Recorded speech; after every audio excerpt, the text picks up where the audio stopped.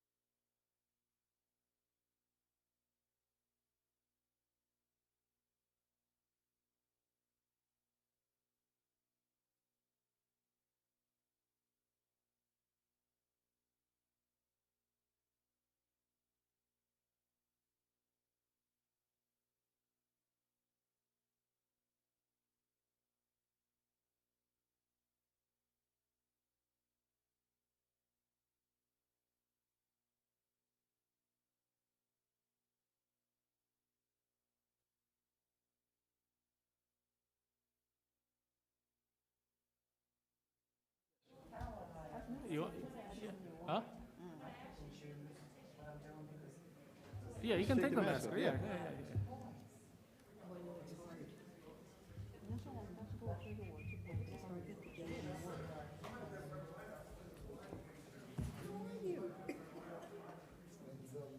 It's so good to see you. How are you doing? You're doing well? That's great. Oh, I know. Okay, so we're going to start the meeting. Please stand, flag salute.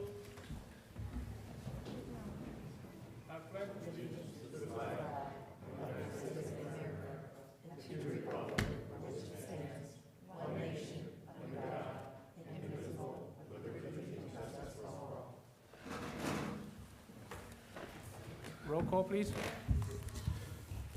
Mr. Shi, Here. Mr. Mohin Patel, He'll be late. Ms. Peng, Here. Ms. Conway, Here. Dr. Chen, Here. Ms. Badovsky, Ms. Badovsky, Here. Ms. Madikar, Here. Ms. White, Here. Mr. Burrell Patel. Here.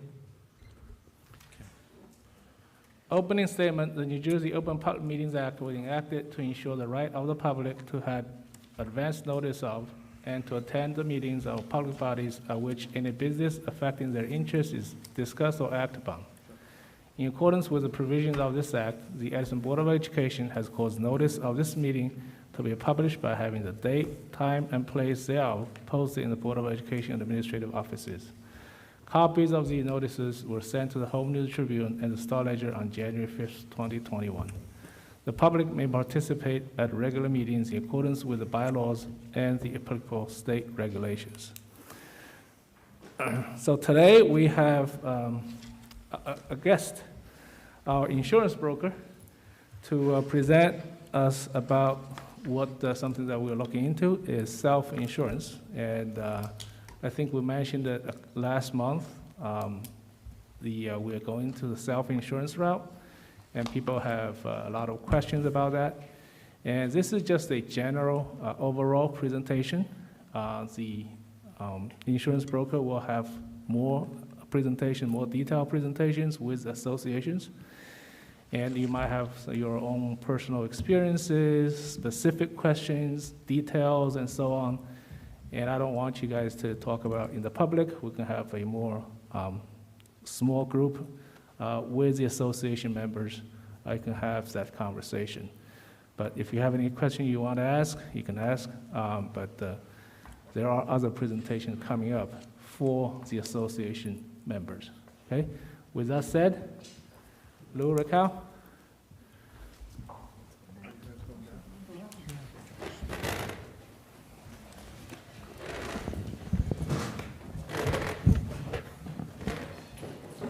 Good evening, everyone. Welcome, the elected board, Board President Shi, Superintendent Dr. Bragan, General Counsel, union leadership, and members of the general audience here and streaming through the internet. For those who don't know me, my name is Raquel Cagley, and it has been my pleasure to serve Edison Board of Education for the past 4 years in my capacity as Senior Vice President of the Benefits Division for Alamo Insurance Group.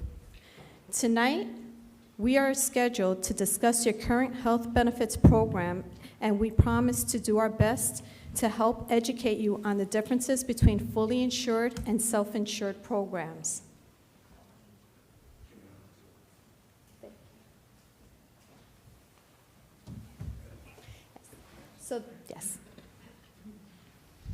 So as you can see, under a fully insured model, our spend right now is above $42 million. $32 million in medical, almost $8 million in prescription, and quickly approaching $2 million in dental. Now, one of the first things I want to assure everybody regarding the funding arrangement, which the district currently has, is fully insured, and we're going to speak about self-insured. But I want to ease everyone's concern and let you know that the funding alternative does not change any negotiated benefits. Benefits will remain equal to or better. You have my word, and we will have that in writing for everyone. Because of the district's size, actuarial forecasting allows us to predict within a small margin the district program costs within a couple percentage points. And as a result of this, By moving to self-insurance, the district will realize significant savings. In the following slides, we'll explain what that means to the district and the advantages of doing so. So as you can see on this chart here, there's a comparison of fully insured versus self-insured. And if you look at the red chart on the left, with a fully insured plan, the employer pays higher premiums, and that's because all the risk is transferred to the insurance carriers. Whereas on the right, on the self-insured chart, it provides an illustration that actually illustrates that we're stepping into the carrier's margin and retaining the profit margin in doing so. Additionally, we secure what's called stop-loss insurance in order to mitigate the highly unlikely risk of incurring claims that far exceed the expected claims amount. As we alluded to earlier, the larger the group, the easier it is to predict cost. Now, this goes into a more detailed explanation, and as you can see by this model, the detailed comparison chart of the fully insured premiums are inclusive of several costs. They include carrier profits, which we estimate to be at least 10% of the annual program costs today. It also includes the state and federal mandates. It also has a lack of transparency, which often lead to unfounded renewal increases. Taxes and fees that are associated with the Affordable Care Act. Now, if you take a look on the right-hand side, the chart, you'll see that switching to self-insurance now allows us to step into the carrier margin. And what that means to the district is that we'll realize significant savings, and that's for all stakeholders included, taxpayers, faculty, and staff. This ultimately is a win-win-win across the board for everybody. And this is our war cry. This allows us to put dollars back into the classroom. Self-insurance. In the following slides, we're going to go over some key terms and features of what self-insurance actually is. So why move to self-insurance? That's the big question, and that's what we're here today to explain to everyone. What it allows us to do is, if we look back over the last 3 years, we've actually been speaking to the board and to the administration on the power of self-insurance and how it can yield significant savings. Earlier in the year, when we discussed this, we did a full analysis of the 2020 claims. And by doing so, we realized at that particular time, we were able to project there would have been a $5 million savings in annual savings had we been self-insured for that period for medical and prescription alone. Medical inflation at this point is about 7.7%. Prescription, it's trending right now about 7.3%. And this is taken directly from the 2021 Siegel Health Plan Cost Trend Survey. So unless we begin to think outside of the box and turn around and look for other alternatives, we're going to continue to have increases year over year. Now, in going into the key terms and features of self-insurance, what is stop-loss insurance? To put it simply, its stop-loss insurance policy is a type of insurance coverage which allows for the policy to pay claims after an exceeded predetermined amount. This is both at the individual claim level as well as in aggregate. All carriers do the same to protect their risk and their profit margin. With individual stop-loss coverage, the carrier assumes responsibility for paying any claims in excess of a mutually agreed upon amount.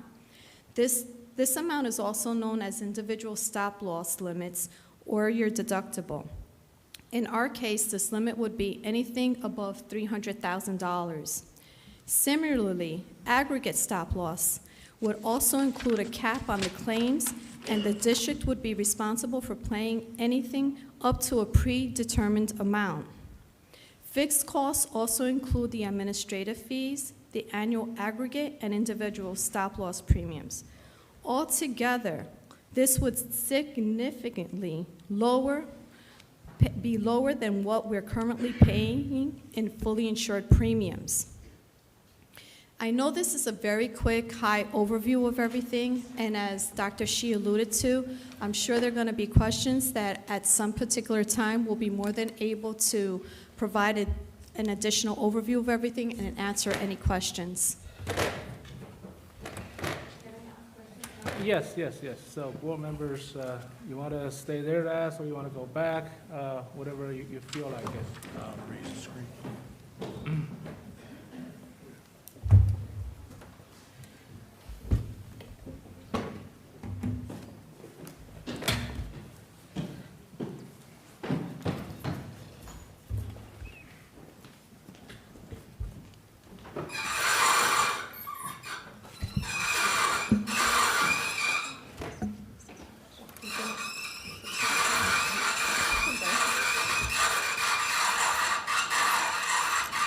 Really get some more. WD-40 or something.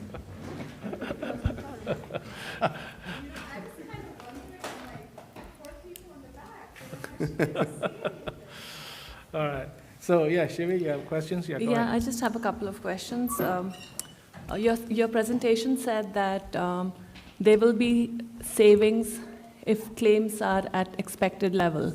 And what's the expected level? And what happens if there are more claims than the expected level? So we'll have protection on an individual basis. Raquel shared that number right now is 300,000.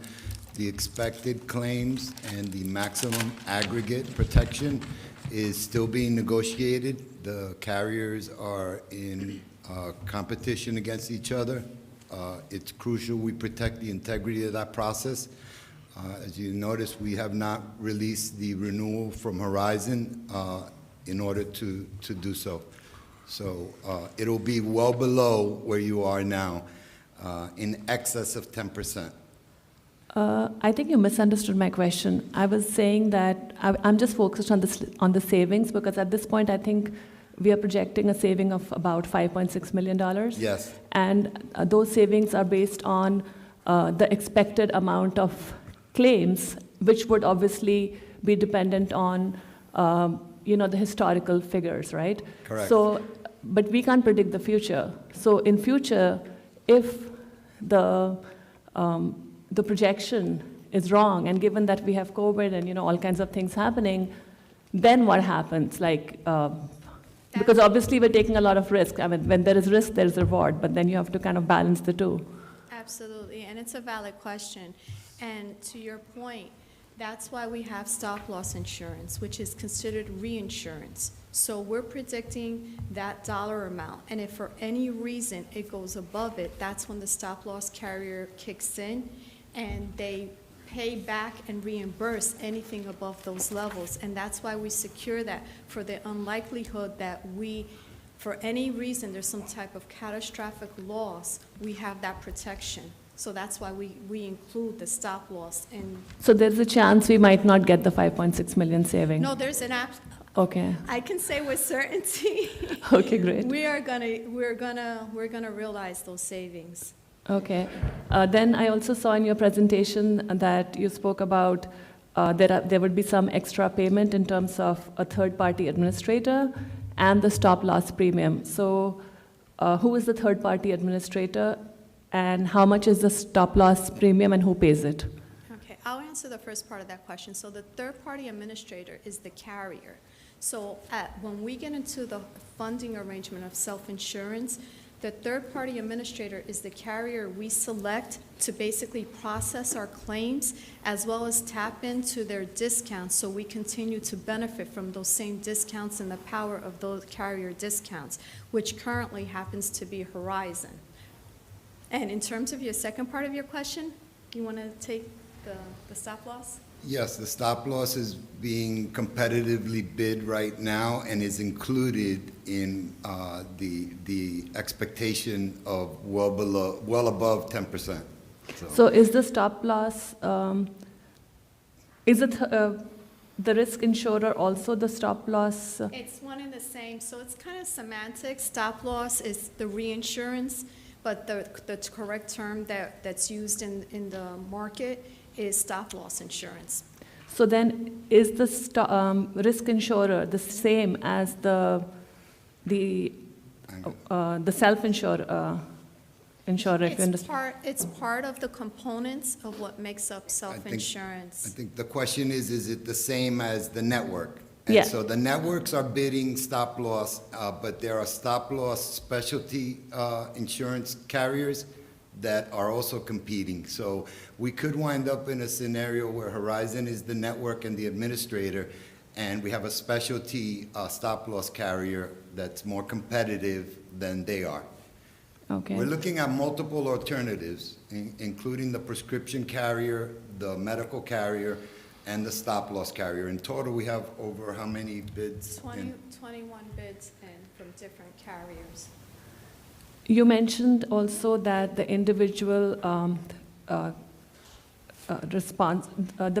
individual responsibility, if it goes above 300,000, or the individual cost goes above 300,000, that's when the risk insurance kicks in. But then there is also an aggregate amount of what is that aggregate amount?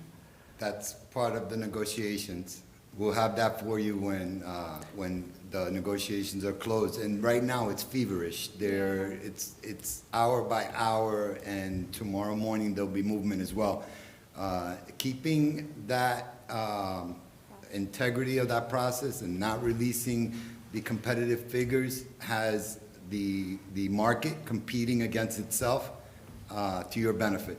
But it's well below what we're suggesting, above the 10%. So when you do when we get this aggregate figure, would the average per employee, the average claim amount per employee go below $300,000? Because the aggregate amount is less than the individual amount? The average amount for, The worst case will be 10% better in savings than where we are now, the worst case. And the best case, we could be stepping into significantly more savings. Actually, let me frame it differently. I don't think I was very clear. Is the would the aggregate amount be 300,000 multiplied by the number of employees?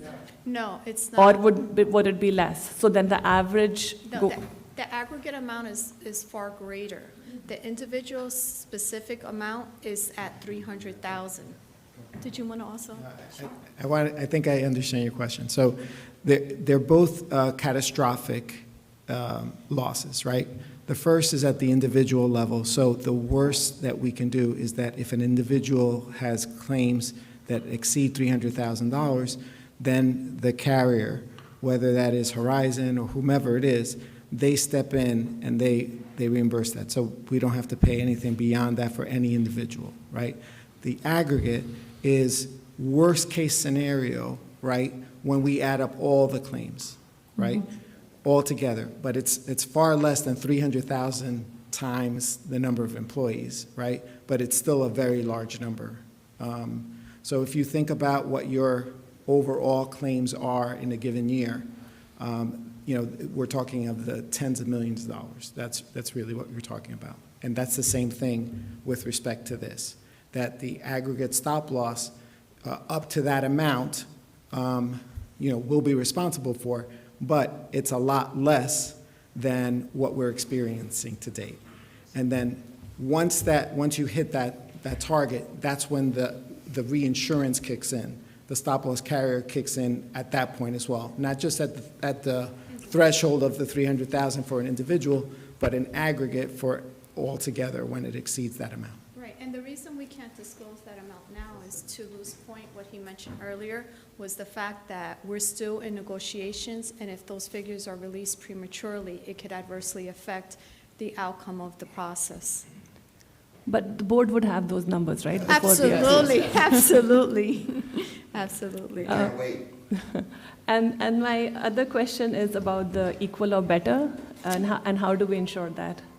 Because when we go out to market, one of the requirements for every single carrier is that they provide us an equal to or better letter, ensuring that none of the benefits are going to be disrupted, so everything remains as is. And if it is not equal to or better, because I know We in the hold them- past it happened, so then what's the recourse? We hold them accountable for it, and we go back to them and make sure that they actually guaranteed what they said in writing, that they're hold true to that. And if they're not, we go to bat for you guys. That's what we've done. But it doesn't occur because then there'll be legal repercussions of that, but it does not happen.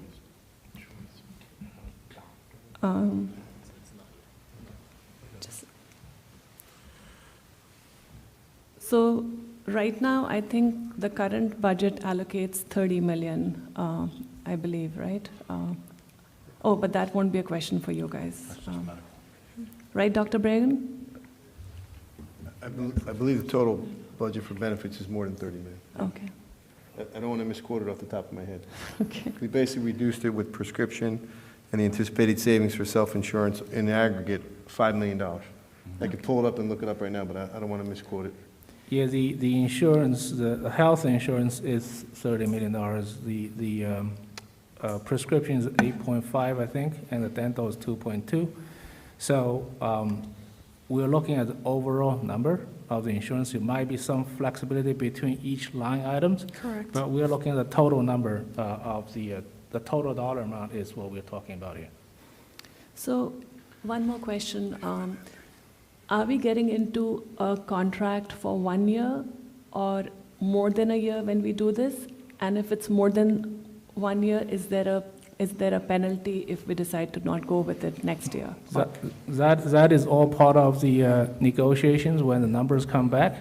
So the committee will review all of that, and we'll need to talk to our, who the insurance vendor is. Because last year, as the first time when we had it, we had a 2-year guarantee. And on the trend increase, and that actually has saved us probably more than $500,000 just for that. And we'll continue to look into that. And we'll see who's going to willing to provide a little bit longer coverage. So we will also know if we are entering into contracts and for what period of time. Absolutely. We'll provide a detailed illustration of everything as we have in the past. And my last and final question, sorry. That's What okay. is the period when the insurance kicks in for the employees? I'm sorry, what was the What is the period when the insurance kicks in for the employees? I mean, July 1st. July 1st to... 2020 June to 30th. June 30th. Okay, thank you so much. You're welcome. Anybody else? Any other board members? Question. Yes. So as a broker, what helps your organization more, full insurance or self-insurance? It actually really depends on the size of the group, right? Because any group over 300 lives is considered completely credible, and at that point, actuarially, we can predict what the claims are going to be year over year. So a group of the district size clearly should be self-insured. But in the process, sometimes it takes time for everybody to understand what the different funding mechanisms are and to have a comfortability. But at this point, going on 4 years, I think we're there. And to leave that type of money on the table, it's, I don't think we want to do that.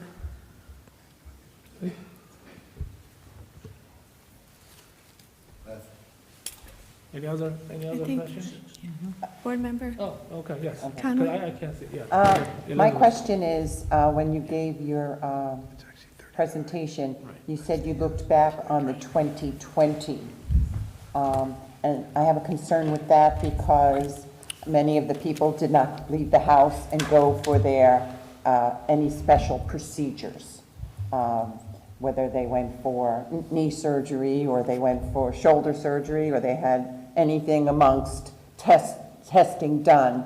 So it truly is not going to be a good comparison, say, to 2021, because now it's a year later and people are now starting to go out to the doctors and get all the different tests that they put off for a year. So is that truly a good way of comparing? I know you go back to the previous year to see how much was spent, so this way you can decide, where you're going from there. So, that's my first question. Should we have really just done 2020, or did you do comparisons with maybe 18, 19, and 20 to see the progression? Because I don't think 2020 is a good year to truly do a comparison with. I think that's an excellent question, and you're absolutely right. So one of the things that we factored in, besides the fact that we did a 3-year modeling, one of the things that we did factor in and what the carriers has done because of COVID, what they did was they took the primary months between March and June, and what they did was utilize the claims utilization from the previous years to account for what they call a COVID factor. Because of the fact that, to your point, because of those months, a lot of individuals were not able to access care or put off a lot of the procedures that they initially had intended on doing during that time span. So to your point, you're absolutely correct, and yes, we did do an actuarial model going 3 years back and also factor in the primary COVID months to ensure that we captured that. Okay. And my other thing, I'm going to use Horizon as an example. So Horizon has made a very good profit on our premiums. So I'm going to say Horizon is charging us 10%, which is high, but it's 10%. Well, now we need a third-party insurance to do the processing of the claims, because I'm sure Dr. Aldarelli is not going to be processing our doctor's claims. Dr. Aldarelli. No, you're absolutely right. So if we're using Horizon as an example, would Horizon still be processing the claims, or who would be processing the claims themselves? That's an excellent question. So the third-party administrator is the actual insurance carrier. So right now, if we remained with Horizon... I'm just using Horizon as an example to just call it to that. Absolutely. So as an example, if it were to be maintained as Horizon, as the TPA, they would process all the claims, and what they do is charge us what's called an administrative fee just to have those claims processed and tap into their network discounts. Okay, so what would that percentage be? It wouldn't be 10%, would it be 5%? The 10% is a conservative number that includes administrative fees, all fixed costs, administrative, and the stop-loss premium. Okay, but what I'm saying is, It's if we went Horizon's- full-fledged, it would be 10%, but if they're just processing our claim, would it be an average of 5%? No, it's 10, we're projecting 10% and above. And that's because we're not going to pay what's called a fully insured premium, where we're paying specific rates. And in those rates, they're charging us for everything, kind of to the model that we illustrated earlier. So because we switched the funding mechanism from fully insured to self-insured, we're not going to be paying those high premiums, paying administrative costs. So that's why I'm saying, what kind of percentage? Would that be equivalent to 2% or 3%? We're currently under negotiations, but So that's a negotiating as of factor. right now, we're at least 10%, and it could increase. For the overall savings. Your question is the administrative fees going to eat into that 10%? Well, no, if we're fully insured, we would be paying Horizon 10%. But if we're going into where they're only processing the claims and charging us a fee for each claim, how could you correlate that to a percentage? Would that be, it wouldn't still be 10%? So let's go back to that. Or it would be that 10% of the claim, not 10% of the premium? Per member per month fee, Right, not a exactly. percentage. Because in administrative costs, they're fixed costs, so I'm trying to make sure I understand her question, maybe you do. Yes. No, Yes. the question is that there was an example that, Horizon made 10% profit on our premiums, right?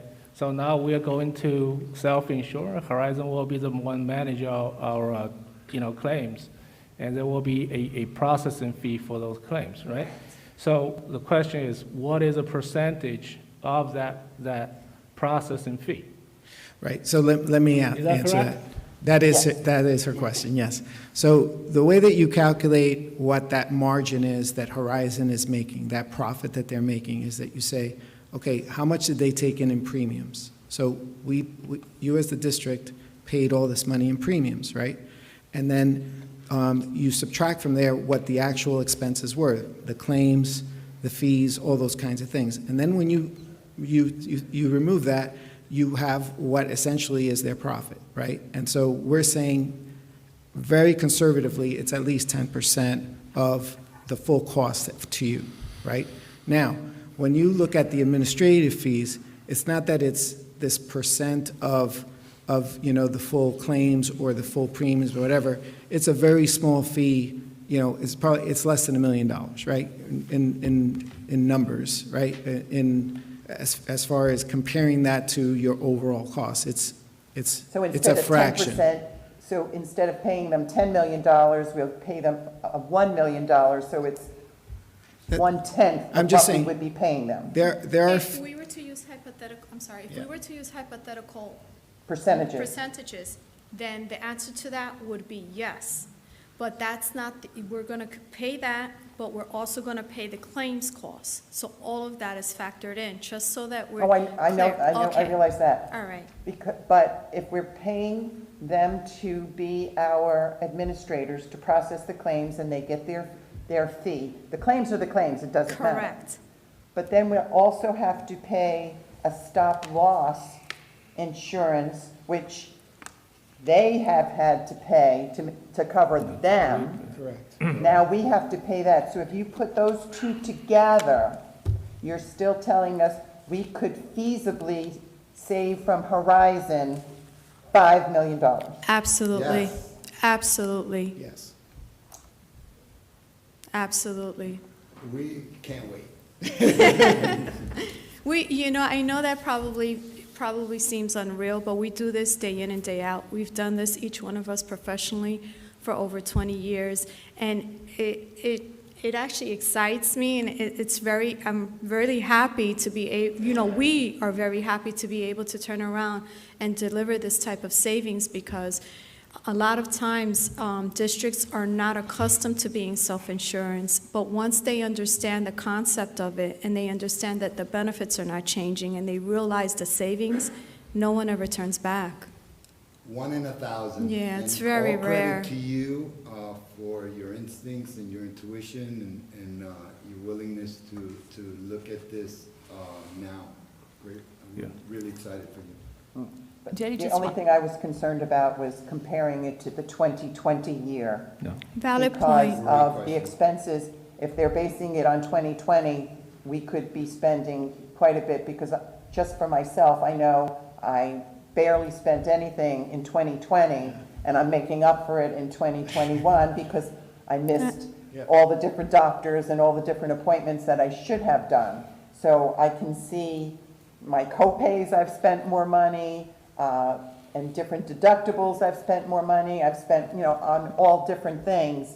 So we multiply that by 2,500 employees or 3,000 employees, it's a big difference, and you wonder, are we really getting a good picture by just looking at the 1 year? So I'm really glad that you said you did No, it's an a real absolute, three. yeah, it's a valid point, which is why we looked back 3 years, and then we just factored in all that information into the 2020, but it's a valid point. Along with a catch-up for COVID. Yeah, exactly, And the your factor. cap is going to exceed the 10%. We'll see. Should we I have a just question? had, not a question, just one request, if it's possible. Is it possible for you guys to create some kind of a flow chart for the board on how this works. I mean, where everyone is in the process, where is the Edison Board of Ed, where is the risk insurer, the self-insurance company, and then who gets what, who does what, and any other administrative overheads, just kind of a simple flowchart Absolutely. if Great possible. suggestion. Absolutely. Be prepared. Thank you so much. Yeah, absolutely. We're doing both the hard dollar and cash flow, flow charts for you. Yeah, I'm just looking for a process chart, that's all. Yeah, I think she wants Yeah, clarification. and what the terms and what Oh, great. happens, yeah. Thank you. Any other, yeah, Just one more thing. You said you have 21 responses already? From the market, correct. Okay. And they're capable, because I know some markets only handle so many employees, they're able to handle, I know there's many companies out there, but they're able to handle the size of our district. Absolutely, and that's a great question. Absolutely, and in addition to that, we also ensure that we get their rating to ensure that we're dealing with A-rated companies as well. any other board members?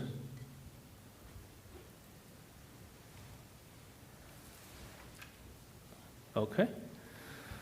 All right, so I see some in your association folks here, and I'm pretty sure you're here for some questions, so just ask your questions, and then we'll have them answer them when we're done with all the questions. Judy McQuillan, 2 Apple Road. In layman's terms, Yeah, but I just want to reiterate that you don't have, if there are some specific and stuff, we're going to have separate presentations. You don't have to reveal them if it's like private and stuff like that. You don't have to feel that you need to do that. about the Yeah. If there anything else, that, yes. I don't know if I'm understanding this correctly. Judy, can you speak to the The Board of microphone, please? Ed. Can you speak to the microphone? Thank you. Hello? Yes. Can you hear me? Can you hear me now? It's not for them, Okay. it's for the people online. Okay, the Board of Ed, our employee is going to pay a stop-loss premium. Is that like a flat rate? Also, administrative fees, partial claims.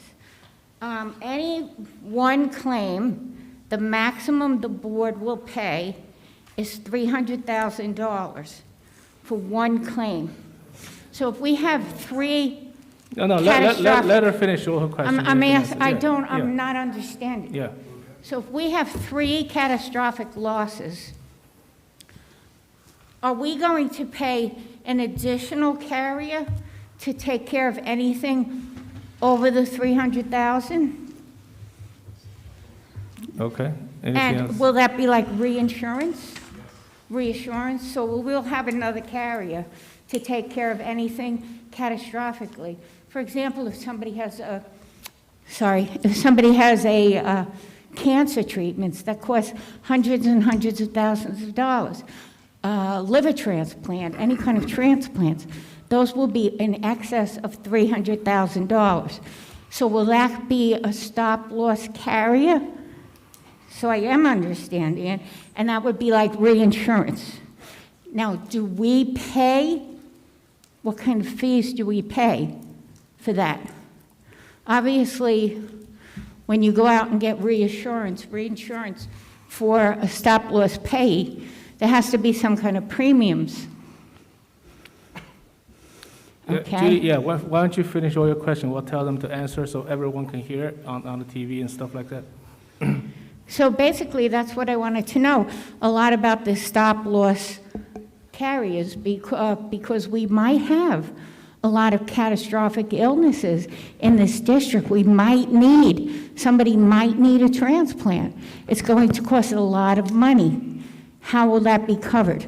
If the board is only going to pay up to $300,000, I need a little explanation of how that's going to work. Okay. Thank you. All right, so Raquel, you want to repeat those questions? Try to repeat those questions so people can hear the answers as well. Hopefully I remember both parts of it. I think I'm Yeah. going to start with the later half because Yes. I know that there was a concern there regarding the 300,000. So the $300,000 that Judy was alluding to is the individual spec, right? The individual stop loss limit per person. And yes, everything above that, the reinsurance will cover it. And that'll be all included in the rates. So there's not an additional charge any employee is going to pay for that. That's all going to be developed in the actuarial premium equivalents. So there's no concern there for anyone that needs access to care. And the $300,000, once anyone hits that particular dollar amount, anything above that is covered unlimitedly per person. So there are no one needs to be concerned for that because as much money as an individual person may incur above that dollar amount, it will be covered 100%. And the first part of that question, I don't think I really remember. The Board of Ed will pay a stop loss premium, administrative fees, and partial claims. I think I wrote that down correctly. And I just wanted to know if that's a flat rate. In terms of the rates, it's all going to be a specific dollar amount that the board would be responsible for paying, but ultimately it's going to be far less than what is being paid currently for the fully insured premium. Okay, so I'm sorry, another question.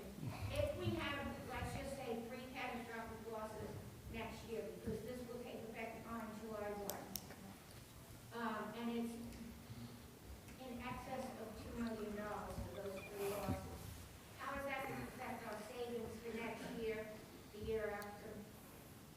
If we have these catastrophic losses, it might happen. Is this sustainable, is what I'm asking, over a long period of time? So in regard to sustainability. Yeah, repeat the question. I don't think that people on the line might hear it. So the question is, if there are catastrophic losses, it's going to be over, let's say, $2 million. What's the impact of that? And is this model sustainable, right? This self-insured model sustainable? Is that fair? That's the question? Okay. Thank you. Our process is to understand. Lou, speak to the mic. As we enter this process, we want to know what our entry looks like, the savings realized in the first year, subsequent years, but also the unforeseeable exit. So we're planning the entry and the exit, and we'll have protection for terminal liability. Regards to 3 high-level claimants above 300,000, it's simple math. 3 times 3 is 9. Those 3 claimants, a transplant, a premature baby, or God forbid, any illness, we're never going to pay more than $300 for any one covered life, or belly buttons, Raquel likes to call them. Because everybody's got a belly button.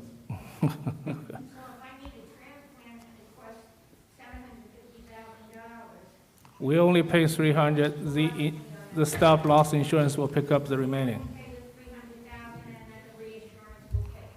Yeah, but there's also a aggregate total of how the total the loss the district pays. So that's a part of the negotiation. That's part of the thing that they're going to work on it. And yeah, for individual basis, it's $300. But when you add it together, there's an upper limit as well.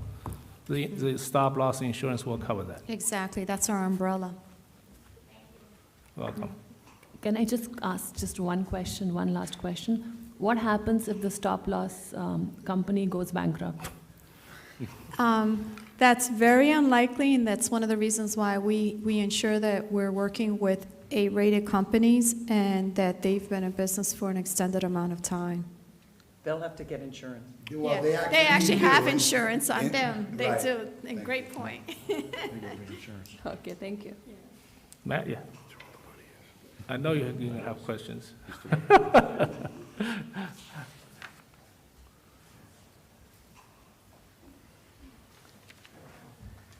Matt Ravnak, ETA Vice President.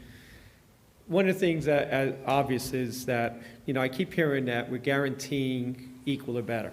We were told a few years ago we were guaranteed equal or better, and it wasn't. Ended up in grievances, probably, a year and a half. And actually, it was the association working with Raquel and Alamo and basically trying to fix all these things. Nothing's ever a guarantee. And there's three facets to equal or better. One of them is network of doctors, the services provided, so there's more to it than just saying, them covering or paying for something. I did a lot of research when you guys brought this up in the meeting. I've contacted people I know in the insurance industry, for example, and everybody I spoke to basically said, it's very risky. You can have a great year, you can have very bad years. I'm going to use my personal experience this year as an example. I've been in the district 32 years. For 31 years, my family is very healthy. We use the insurance very minimal. Probably the biggest expense was when my two children were born, 26 and 23 years ago. As you know, I had a bad year this year. I had 4 surgeries. I haven't added up the total bills, but I know it's in excess of $100,000. The $5.6 million in savings.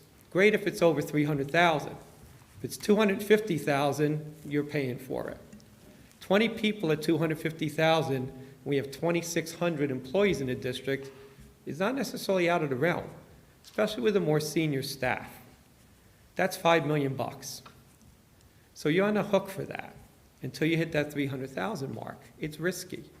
And that's what I was told by people in the insurance industry. My sister works in the insurance industry, for example, and she hooked me up with people that talked to me about this.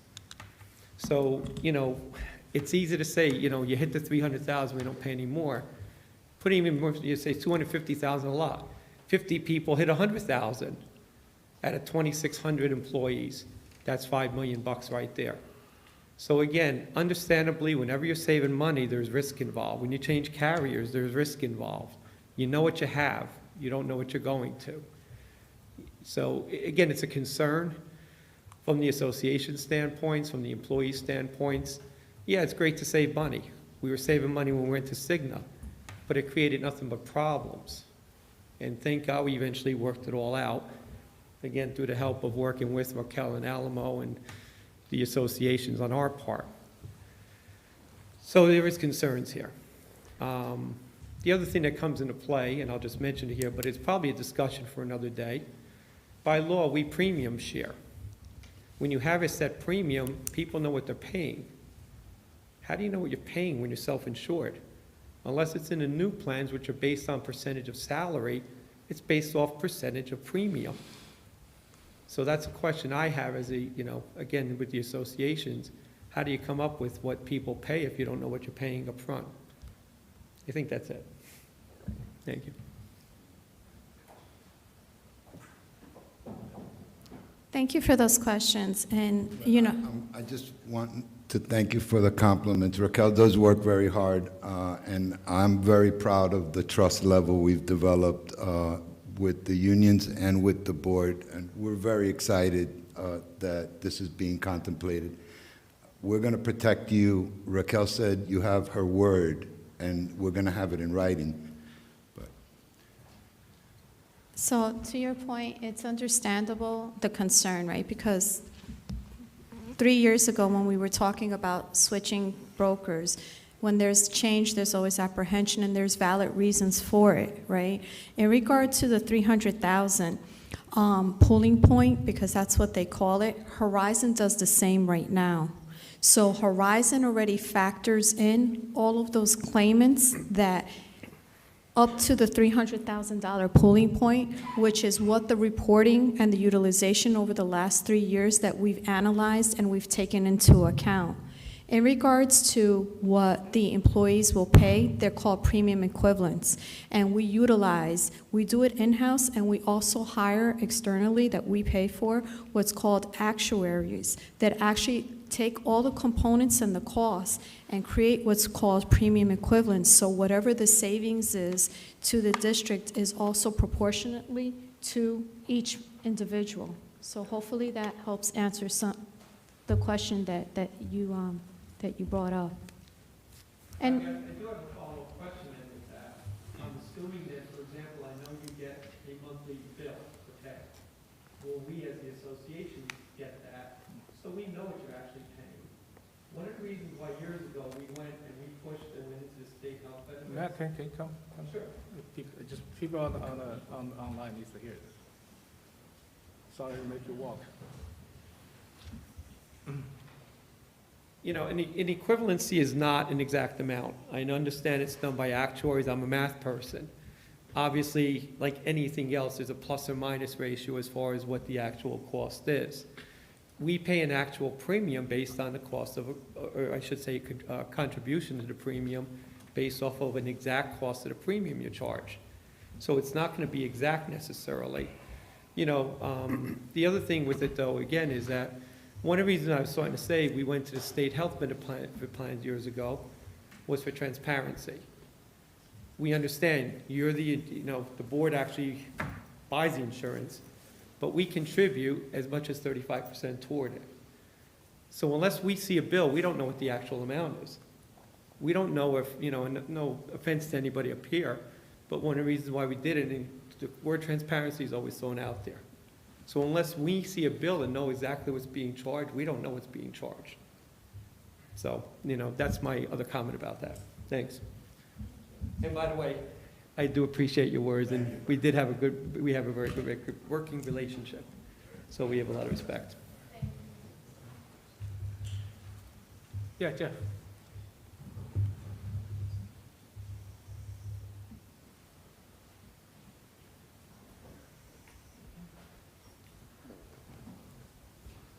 Jeff Bowden, 2 Ethel Road, ETA President. And I echo about Raquel and everyone on the team.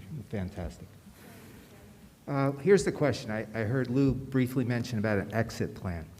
Is it true that the board starts paying claims a few months into the process? And if that's the case, does the exit plan include the back end where potentially the board may have to come up with 3 months to get out before they can go to full insurance?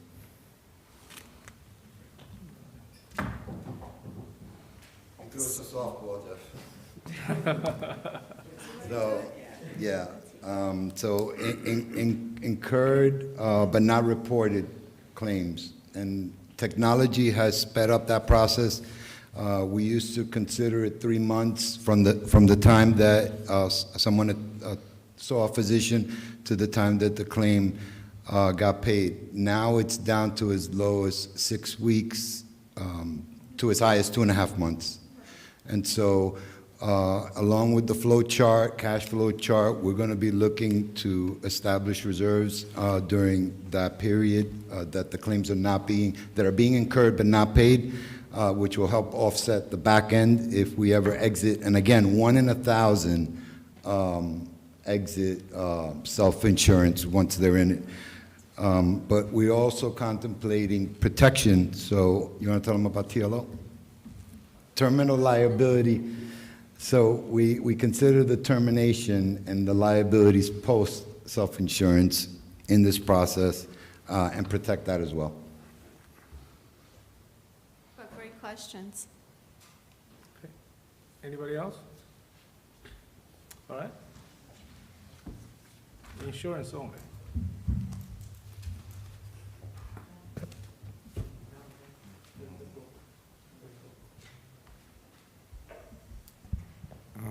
Is this something the teachers want? Because if they don't want it, are you going to allow them to take a vote on whether they want it or not? And the $300,000, they say they won't pay any more than $300,000 with the insurance you have now. How much does the insurance pay up to now? And that's it.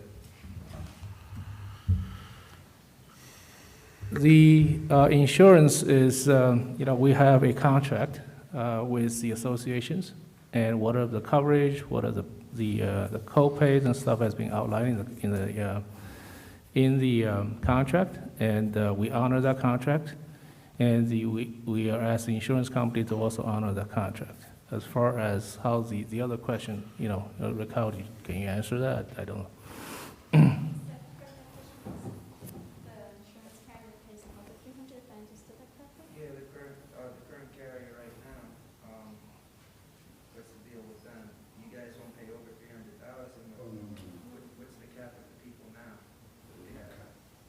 So the question is, if it's currently 300,000, what's the cap? There is no cap. And if we go to the self-insured model, it would remain the same. There is no cap on the, once a person exceeds 300,000, the reinsurance kicks in and continues to pay indefinitely. There's no cap on it. This is for the board. Can the teachers, I can ask the teachers what they want? Again, we honor the contract. That's the board honors the contract with the association. Any other public comments? Yes.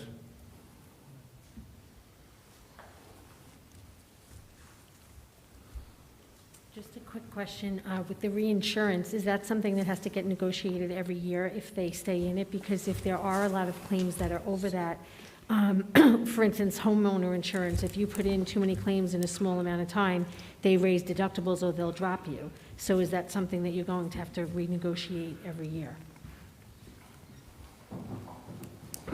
It's an excellent question, and the answer to that question is yes. Just like we negotiate the renewal every year to ensure that we're obtaining and securing the best rates for the district, the same would apply with the reinsurance company. Okay. I see a hand in the back. Who was that? Oh, yeah, Beth. Yeah, go.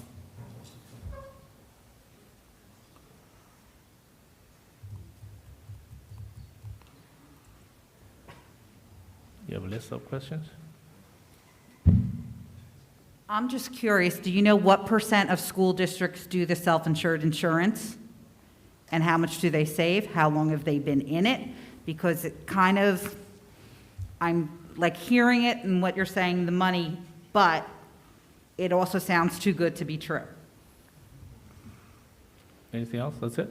That's it. And I just wanted to also bring up the insurance thing, because since, there's all the articles out, since the insurance companies, the health premiums came in higher than their healthcare expenses, that consumers like us are supposed to be getting rebates back.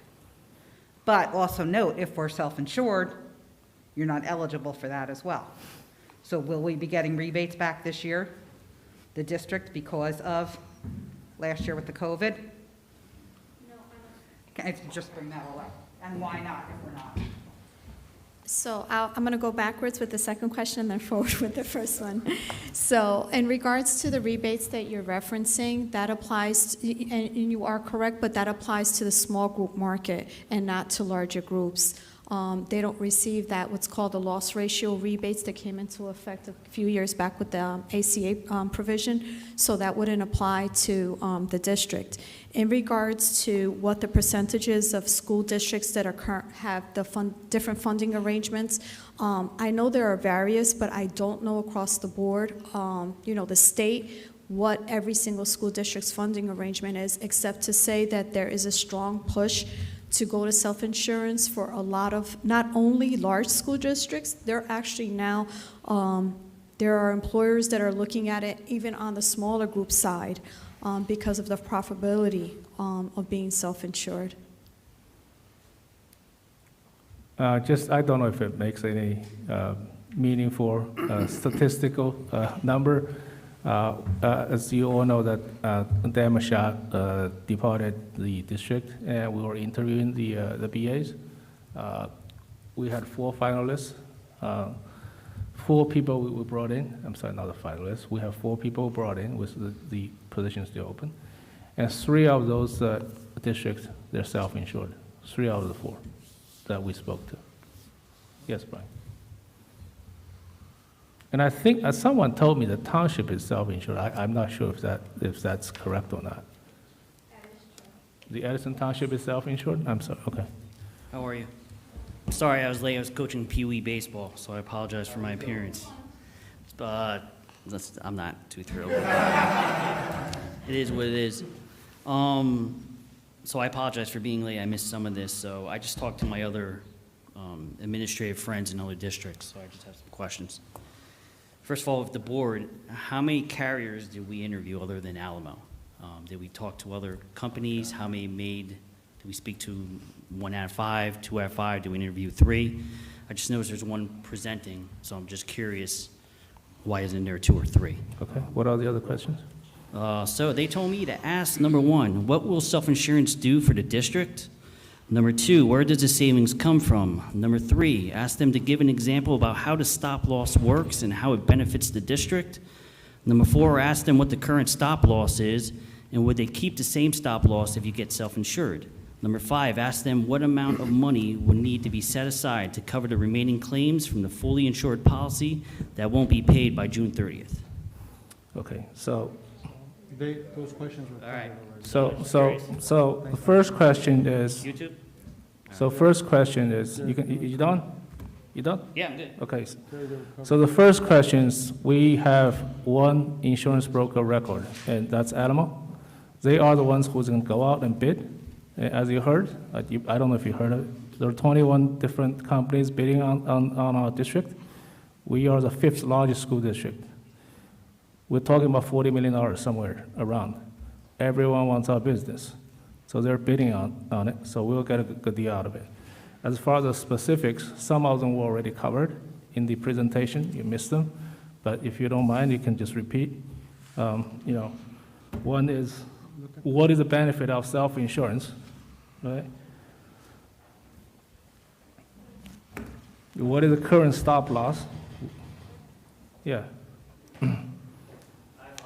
It's okay, it's okay. I'm gonna watch myself tonight, and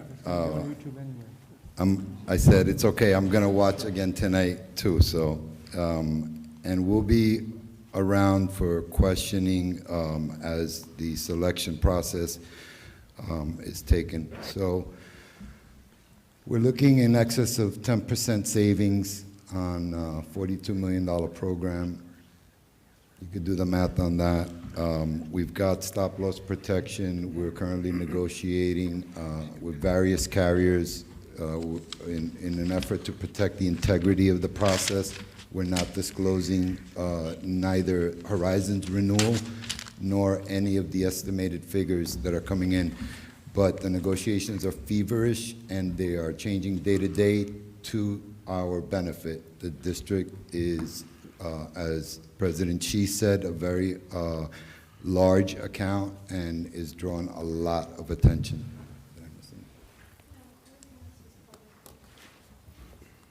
President Xi, do you want? All right, thank you. Any other public comments? All right, see none. Thank you, guys. Right. We'll schedule some other meetings from the associations if you guys have some dates and stuff.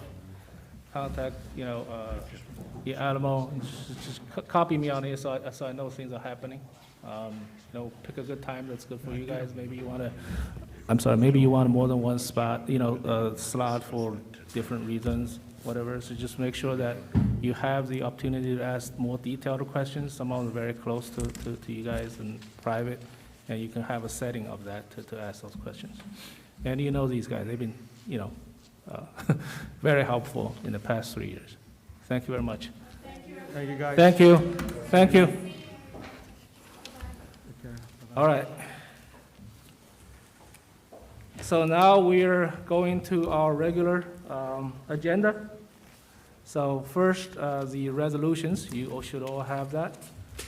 We'll open up for public comments on resolutions only. Resolutions only. Yes.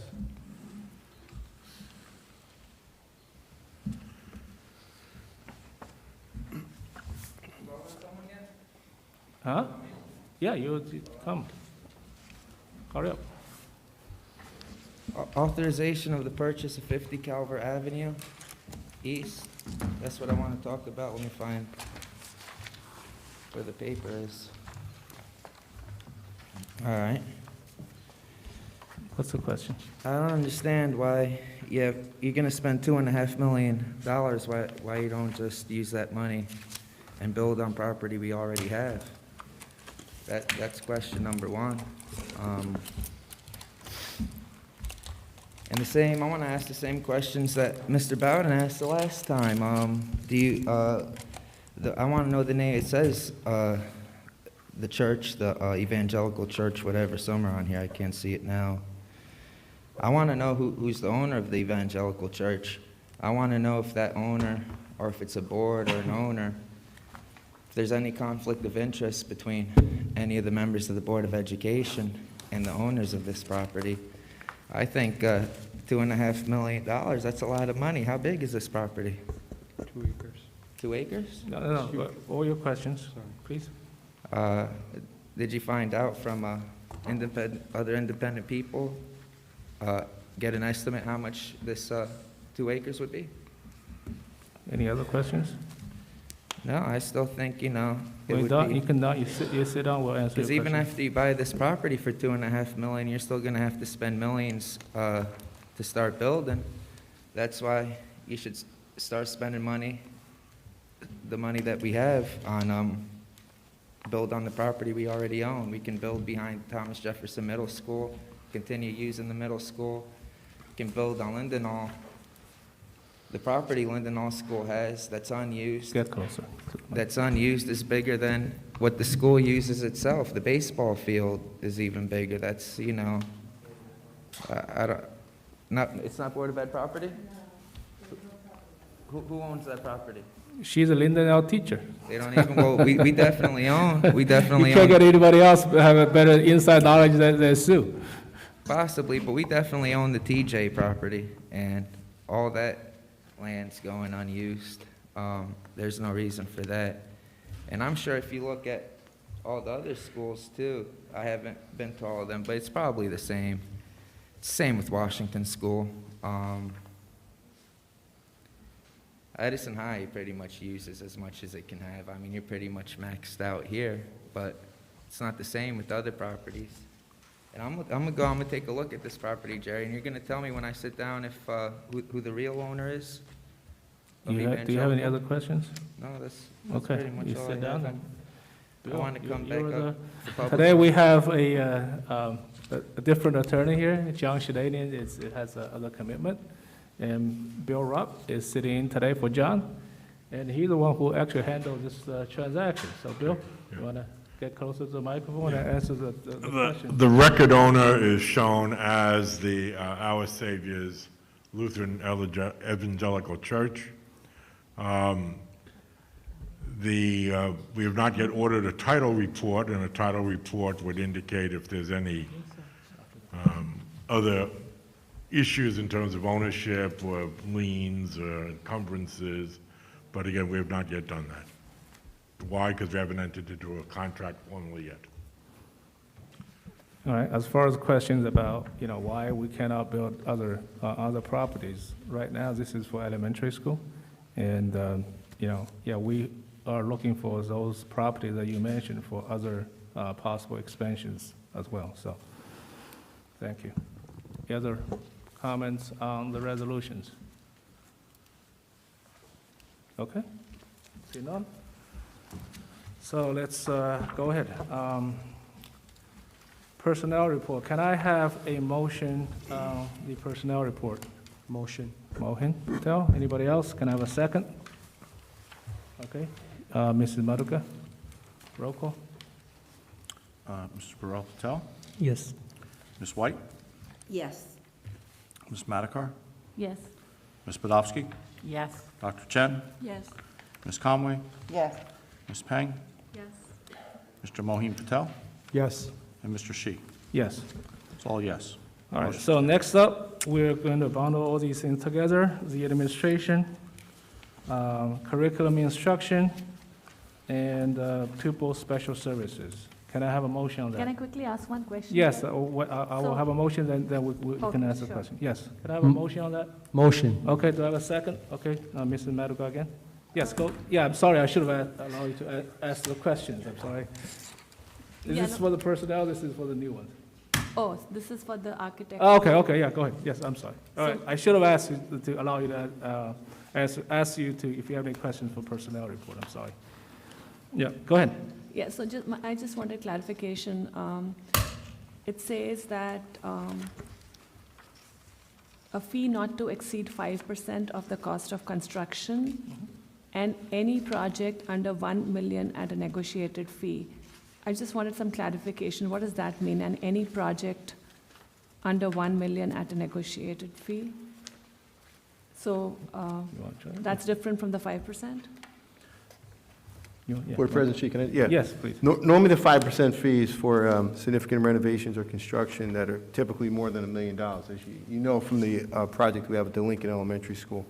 So if it's a lesser cost than $1 million, they'll give us an estimate. For example, on our Savior's Church, we had to get surveys done, we had to get wetlands permits done to make sure that was a viable piece of property. And our architect at that time, USA Architects, gave us a fee for that up front and said, if you want us to do this, this will cost this much money, and then we decide if we want to move forward or not. So that would be the same here, that if they did something smaller to do an assessment of, say, this auditorium, what it would cost to renovate, and it was less than $1 million of the job, they would say, you know, in order for us to give you all the information you need and scope it out and get the specs, we estimate doing this type of job for, I'm making up a number, $30,000, and then the board would decide yes or no if they want to move forward. So is that negotiated fee also approved by the board? That would require the board's approval Okay, before thank- moving forward, yes. Usually through the Finance and Facilities Committee, and then we bring it to the full board. Okay, thank you. Any other board members on these items? Yeah, so the US architect, we are keeping that and this one, right? Yes. So since we are keeping it, doesn't go on the resolutions, right? No, the U.S. architect is on the record till their contract is good till June 30th. So we're not removing them, so there's no need to have another resolution. Okay, so only the new one goes on Correct. resolution. So to that question, this doesn't give the dates here, if it's still June. Did we say a date? It would be for the 2020-21 school year. All the renewals will be done in the May meeting for the following year like we typically would do. So But it- for this company to work for next year, they will be on the renewal list, as will USA, to continue in their capacity. I mean, this is the 2021 school year. I mean, if it's the next year, it has to be 21-22 school year.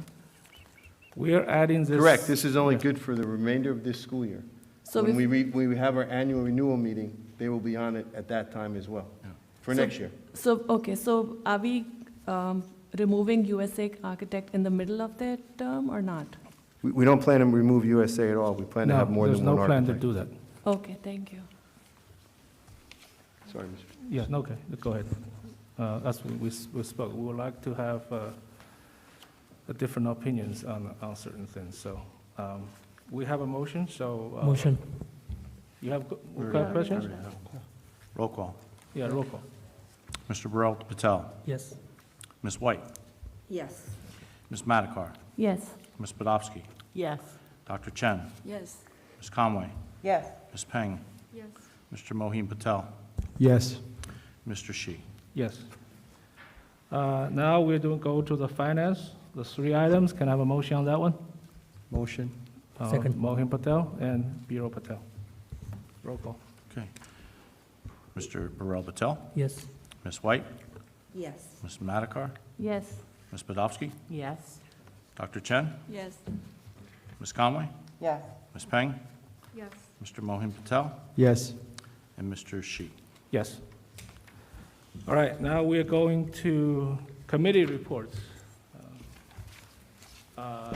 CTC report. Mrs. Penn?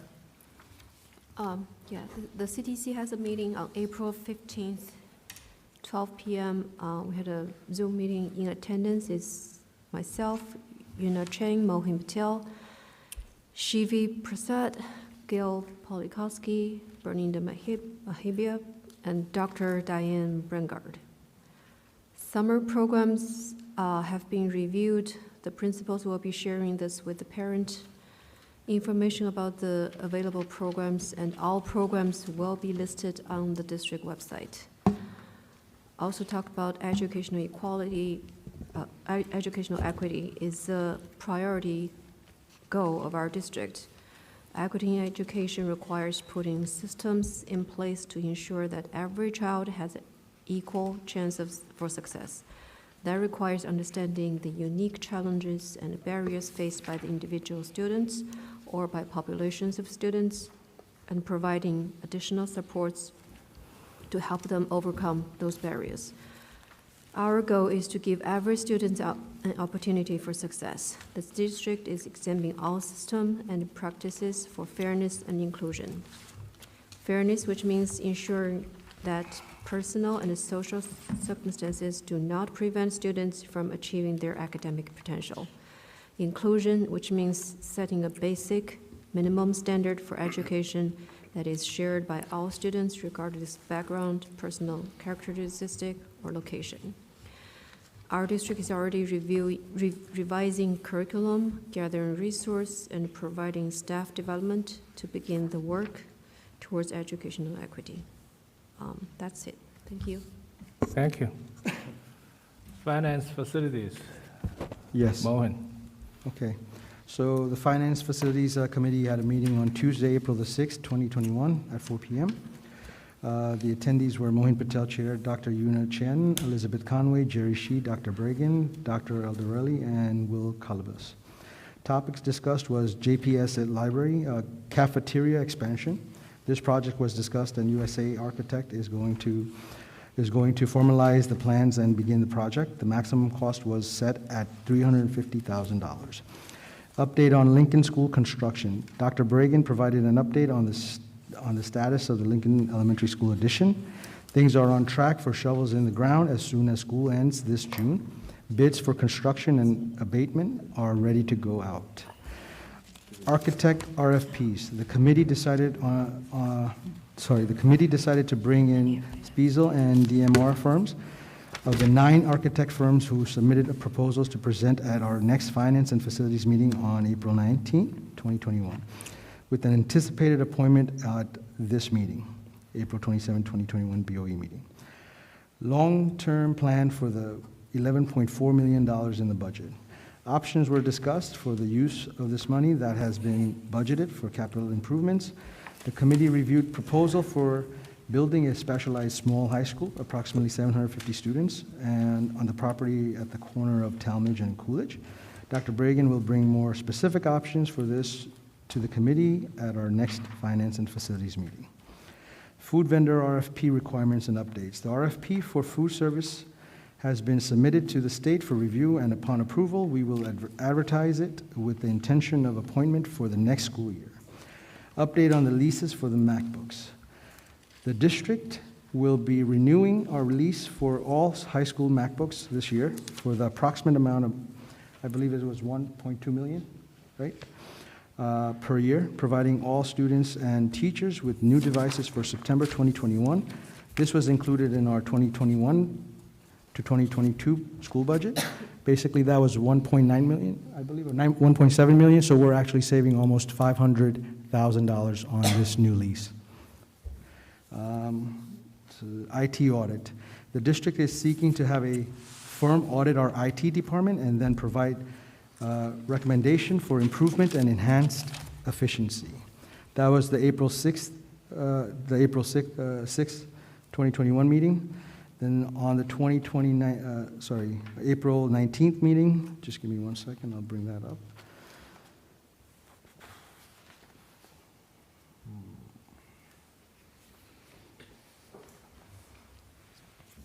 Basically, that meeting was with the 2 architects that were brought in and interviewed in terms of the services that were provided, and therefore the board, in that meeting, we decided that we were going to go with DMR after listening to and seeing their presentation. And Jerry actually twisting their arm to bring their rates down even further. Thank you.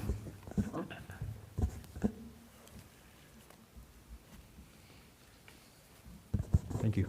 That's it? Yeah. Okay. Next is the Special Ed Committee. Mrs. Conway? The Special Ed Committee meeting was held on April 20th at 2 p.m. The board members in attendance were Carol Badowski, Dr. Yuna Chen, Viral Patel, and myself. The administrators in attendance were Dr. Conklin, Allison Hines, Erin Madera, Dawn Netzel, and Nancy Sika.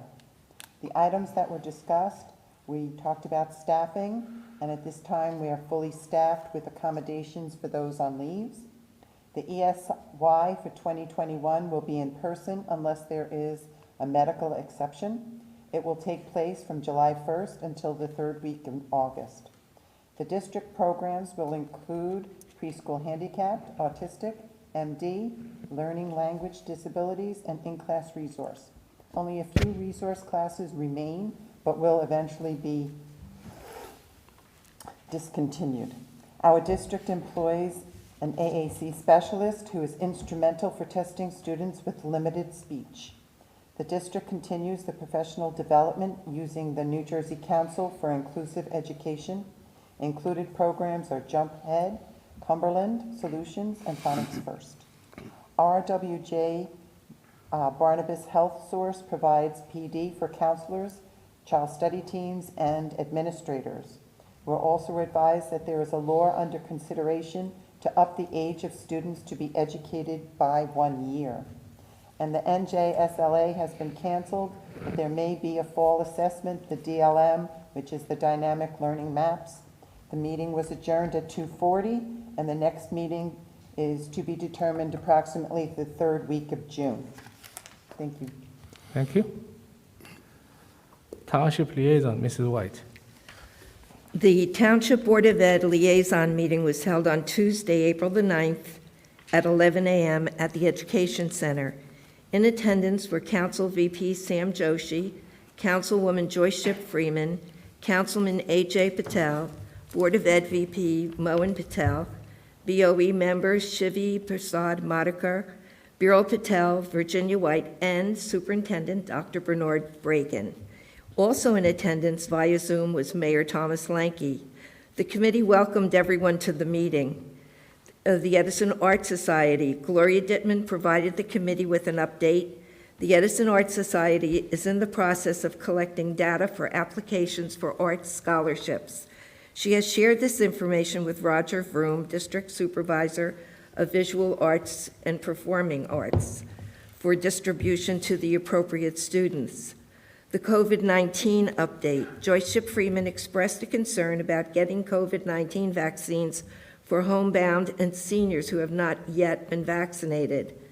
Andrew Toth, Deputy Fire Chief, Office of Emergency Management Coordinator, was unable to attend our meetings, so he provided us with an update, which I read to the committee, stating all school staff and Edison Township staff were offered vaccine. His team is still working to get vaccines for everyone in need in the township.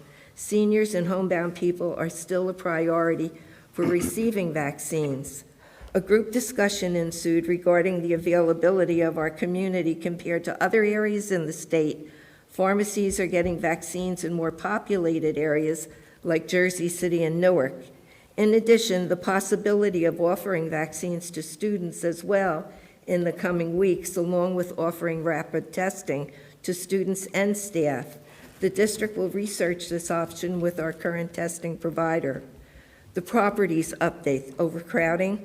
Mayor Lanke joined us and spoke at length regarding options of purchasing Stelton School, which is still a work in progress, Truman Avenue, that's the Kilmer properties, and informed the committee that representatives from Edison Township have contacted the federal government about the Kilmer property. The township is doing their best to move forward with the process. As soon as the mayor gets more information, we'll be updated. In addition, Dr. Bragan informed the committee that we have options for the property at Talmadge and Coolidge for a potential school. The options will be presented to the Finance Facility Committee for review prior to presenting to the full Board of Education. Suggestions. Joyce Ship Freeman expressed concerns that more students of color are being placed in level 2 classes. Dr. Bragan explained the district's efforts to raise the performance of all students, especially those who are students of color, and that this is one of our district's goals. Viral Patel suggested regarding COVID-19 vaccines that we email students over 16 to determine if they would consider getting the vaccine if offered. Dr. Bragan said he would contact HMH JFK to see if this is a possibility. In closing, this was our third meeting. We're moving in the right direction, and we are making positive progress in many areas. The next meeting is scheduled for Tuesday, May 4th at 11 a.m. at the Education Center. Respectfully submitted, Virginia White. Thank you, Mrs. White. Jerry, I also have a committee Yes. report. Oh, yeah, okay, yeah, go ahead. Sorry, I submitted it only this morning. Okay. So I have I have to report for 3 meetings that we had previously. The first Community Relations Committee meeting took place on March 18th at 5:30 p.m. In attendance were Virginia White, Elizabeth Conway, Carol Badowski, and myself. Dr. Alderelli and Dr. Bragan joined during the last 15 minutes of the meeting. The meeting took place at the J.P. Stevens Library, and it was an internal meeting. The Community Relations Committee was first created in 2018, but it never really took off. This year, the committee assignments were communicated on February 3rd.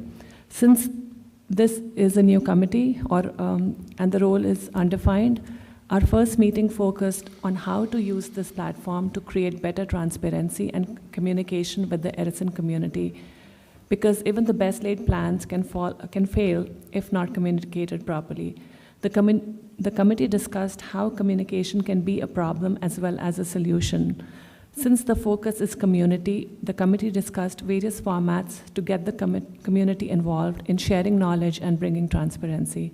We discussed conducting internal meetings for organizing and discussing details and topics for open forums. More importantly, we discussed formats for involving the community at large.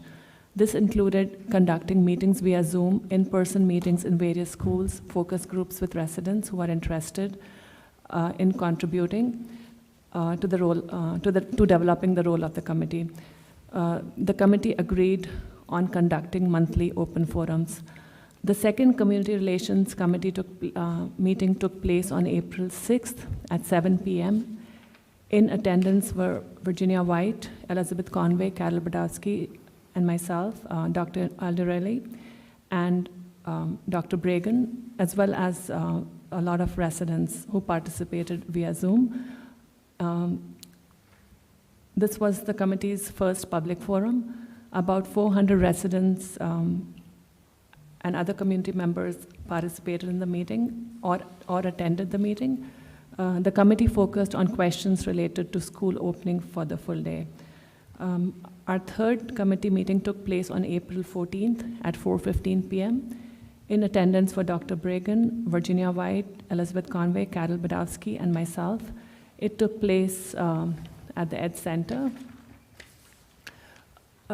During this committee meeting, we basically further honed and refined our goals and the reason for how we could serve the community better. We discussed the committee as being a thought process that will improve Edison schools in the long run. We discussed using this forum to create a knowledge base. There are issues that may not have immediate resolution, but understanding a problem is the beginning of finding a solution. Similarly, there are things that may be going very well within a school or universally across the district. Having knowledge of this helps in replicating best practices or concepts across all schools, as well as replicating it for other areas where it is not currently in practice. The committee discussed using this forum as a platform where such ideas or issues could be brought to light and aggregated in one place for future action. Similarly, there are many wonderful initiatives the board and the administration initiate, but these initiatives are often missed by the community. The committee discussed using this forum to share and communicate those plans, proposals, and programs. Finally, the committee discussed lessons learned from the first open forum on March 18 and ways to be more effective going forward. An open forum will be hosted by the committee on May 4th at 7 p.m. via Zoom. Information on the meeting will be shared via email. It will also be available on our website. Residents will be able to ask questions or share ideas live via Zoom. We hope that the forum will be used for making constructive statements and generating positive tone and atmosphere. We would also welcome any ideas via email as well. And you can write to any of the 4 committee members, which is Virginia White, Elizabeth Conway, Carol Badowski, and myself. Thank you. Okay, thank you. So, announcement of the upcoming meetings. So on May 5th, we're going to have our annual budget hearing meeting. It'll be in JP Stevens, May 5th, 7 o'clock. And it's an annual meeting. We'll present the budget. And on May 20th, we'll have our caucus meeting at 7 o'clock. And on Tuesday, May 25th, we'll have our public meeting. Now we're open for board member comments. So I'm going to go the other direction this time. Last time this way, this time this way. Okay. Biro, yes. Anything you want to say? Yes, so Dr. Bragan, when do we get the marking period 3 grades updated? It's been 2 weeks. Some parents are wondering. Say that one more time, Mr. When do we get the marking period 3 grades updated in the parent portal? Third marking period grades. Some Third of the marking grades have not been period. updated. The yet. grades haven't been updated? Not yet. I will look into that tomorrow. Okay, awesome. Right, so I would like to mention about a small group of amazing parents in Edison who are volunteering their time, their precious time for several special need children. Make With Me, which is the name of the organization, was started as an initiative to fulfill the large gap which exists when a young adult leaves the security of the school system to join the adult world. They volunteer their time to help these young adults create things and sell it on the marketplace. Very soon, they will have a 501c3 status. They offer arts class, sports, and other fun-related classes for all the special need kids. We discussed this about the special ed meeting. Thanks to Dr. Conklin and the special ed staff for accommodating this during the special ed committee. Giving them a room and hearing them out. And they have some wonderful ideas and great initiatives. And I urge the special ed team to help these wonderful parents, volunteers, any way we can to help the special ed youths. Before a couple of weeks, we had a very good weekend for the Edison Township School District. As teams from Woodbrook Elementary School, John Adams Middle School, J.P. Stevens High School, and Woodrow Wilson Middle School qualified to participate in the World Finals for the Odyssey of the Mind. Congratulations to all the students of Woodbrook Elementary School for getting the first place in the Odyssey of the Mind competition at the regional level. For the first time ever, they qualified for contesting at the world level. Congratulations to teams from Woodrow Wilson Middle School and multiple teams from J.P. Stevens who also qualified to contest in the World Final for all the 5 problems of the Odyssey of the Mind. There are website and there is information if someone wants to dig into it. The virtual ceremony for the World Finals will be held on May 29th for the virtual competition. The in-person ceremony will be June 11th. Odyssey of the Mind, in simple words, is a worldwide creative problem-solving algorithm. But it's all I would like to highlight is amazing achievement for Edison schools. The few people who went, few students who made it to the world level from Woodbrook Elementary School is Coach Mrs. Devala, Advita Ella, Jiva Febi, Johan Febi, Sahil Ghosh, Saish Kaul, Arav Kumar, Mishka Shah, and on behalf of the Woodbrook team, participation, Santu Ghosh volunteered as one of the panelist judge in the regional and state level, judging problems in which the children's participated. Mr. Santu is here. Please stand up, and thank you so much, and very, very good job. Very well done. Thank you so much. Thank you for coaching the wonderful children, and so we have these good results, and we are all proud of all the children from all the schools who made it to the world level. Next week is Teachers Appreciation Week. As Albert Einstein said, it is the supreme art of the teacher to awaken the joy in creative expression and knowledge. My sincere request to every student, parents, and others to appreciate all the wonderful teachers of the school district. We are very thankful for their contribution, their dedication, and their unconditional support towards our students, which makes our district one of the best.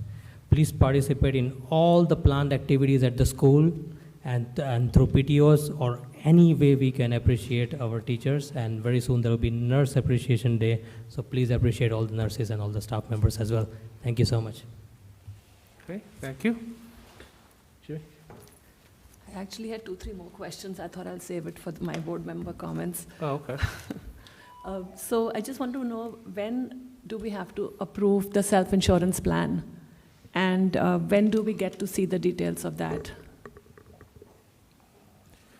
Well, we have to wait for the numbers. I don't know when they're going to get the numbers. It's usually somewhere in the May timeframe.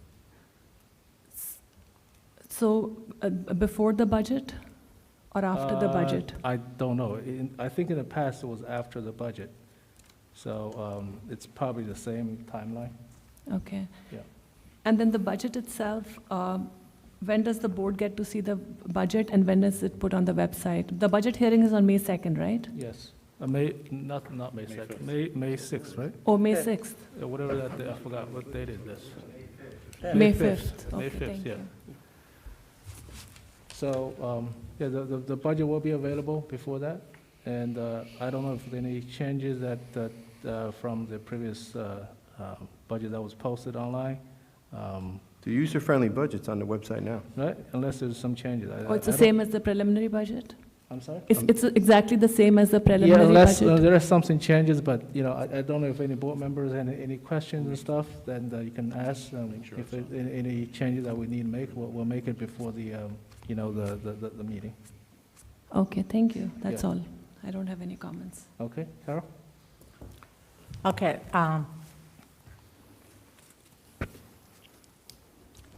Last week, I know I spoke about some very special people that are helping making schools a little easier for all of our children and making it a better year. And I mentioned school nurses, administrative professionals, better known as secretaries, and also our teachers, who have all have special days right around this time of year. But there's a lot of people who have done a special job this year who don't have special days for them right now. So I'd also like to recognize all of our other school personnel, paraprofessionals, custodians, security guards, lunch aides, videographers, district and building level administrators, child study teams, and one other really important group that has made this special or helped our children get through this year, the parents in our district, and in some cases, grandparents and aunts and uncles.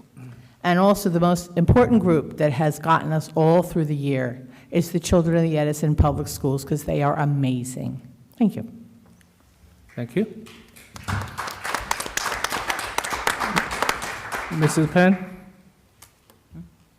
No. Dr. Chen? No. Okay. Yeah, Mrs. Conway?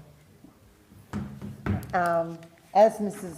Badowski has gladly spoken prior to me, this month coming up is an appreciation month for all of us as we come closer to the end of the school year.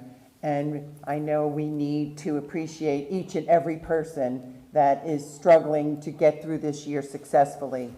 And without missing anyone, we all need to be very proud of our staff, our students, the parents, and everyone involved in making this as best a school year as it possibly could be under the circumstances. And the only other thing I'd like to say is for any parents that have children in our special education department, there will be a meeting via Zoom on the 4th at 1 o'clock. So if you go onto the website, they're very valuable presentations.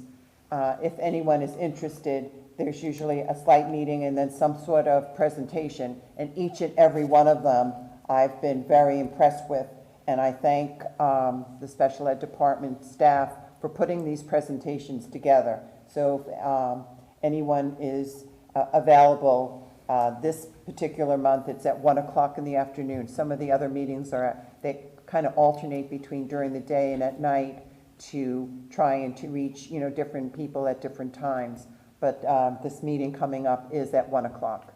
So if you get a chance, anyone interested, not just for special education, I learn something every time we have a meeting. So it's advantageous for anyone that is available to go on to the Zoom meeting. Thank you. Okay, thank you. Mrs. White? Okay, I just want to echo my fellow board members in your teacher appreciation. These incredible people that have been working so hard in this terrible, terrible year.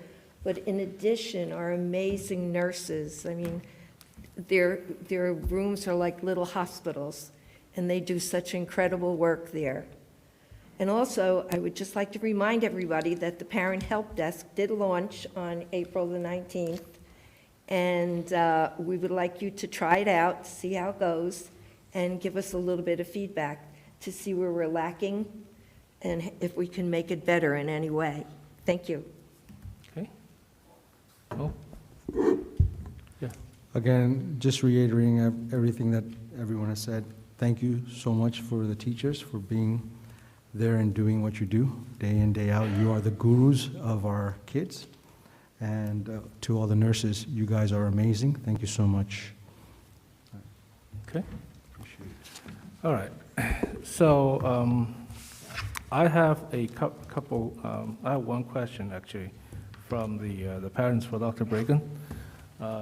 We see the governor relaxing the attendance recently to 500 outdoor.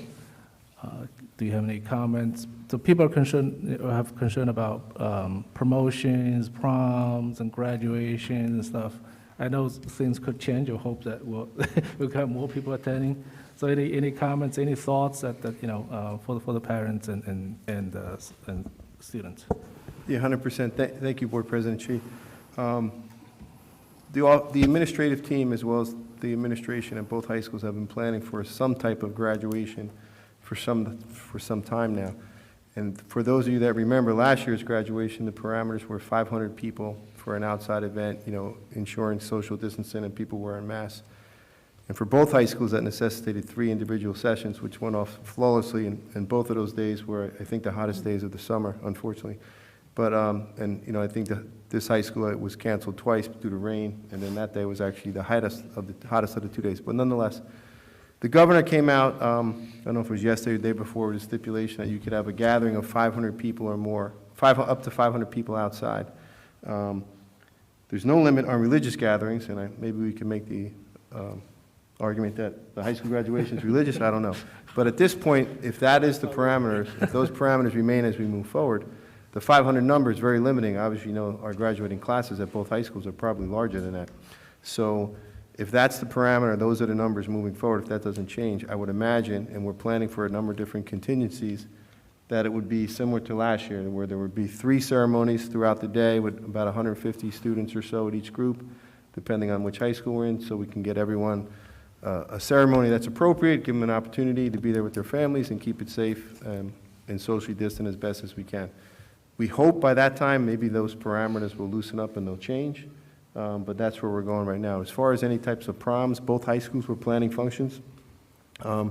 Right now, I believe it's 250 is the capacity for indoor, where they will allow people to dance and do things like that, and we're working with both high school administrations to do what we can to pull off an event that will give these seniors an opportunity to celebrate something. It's a tough year for seniors. My own child, my baby is a senior.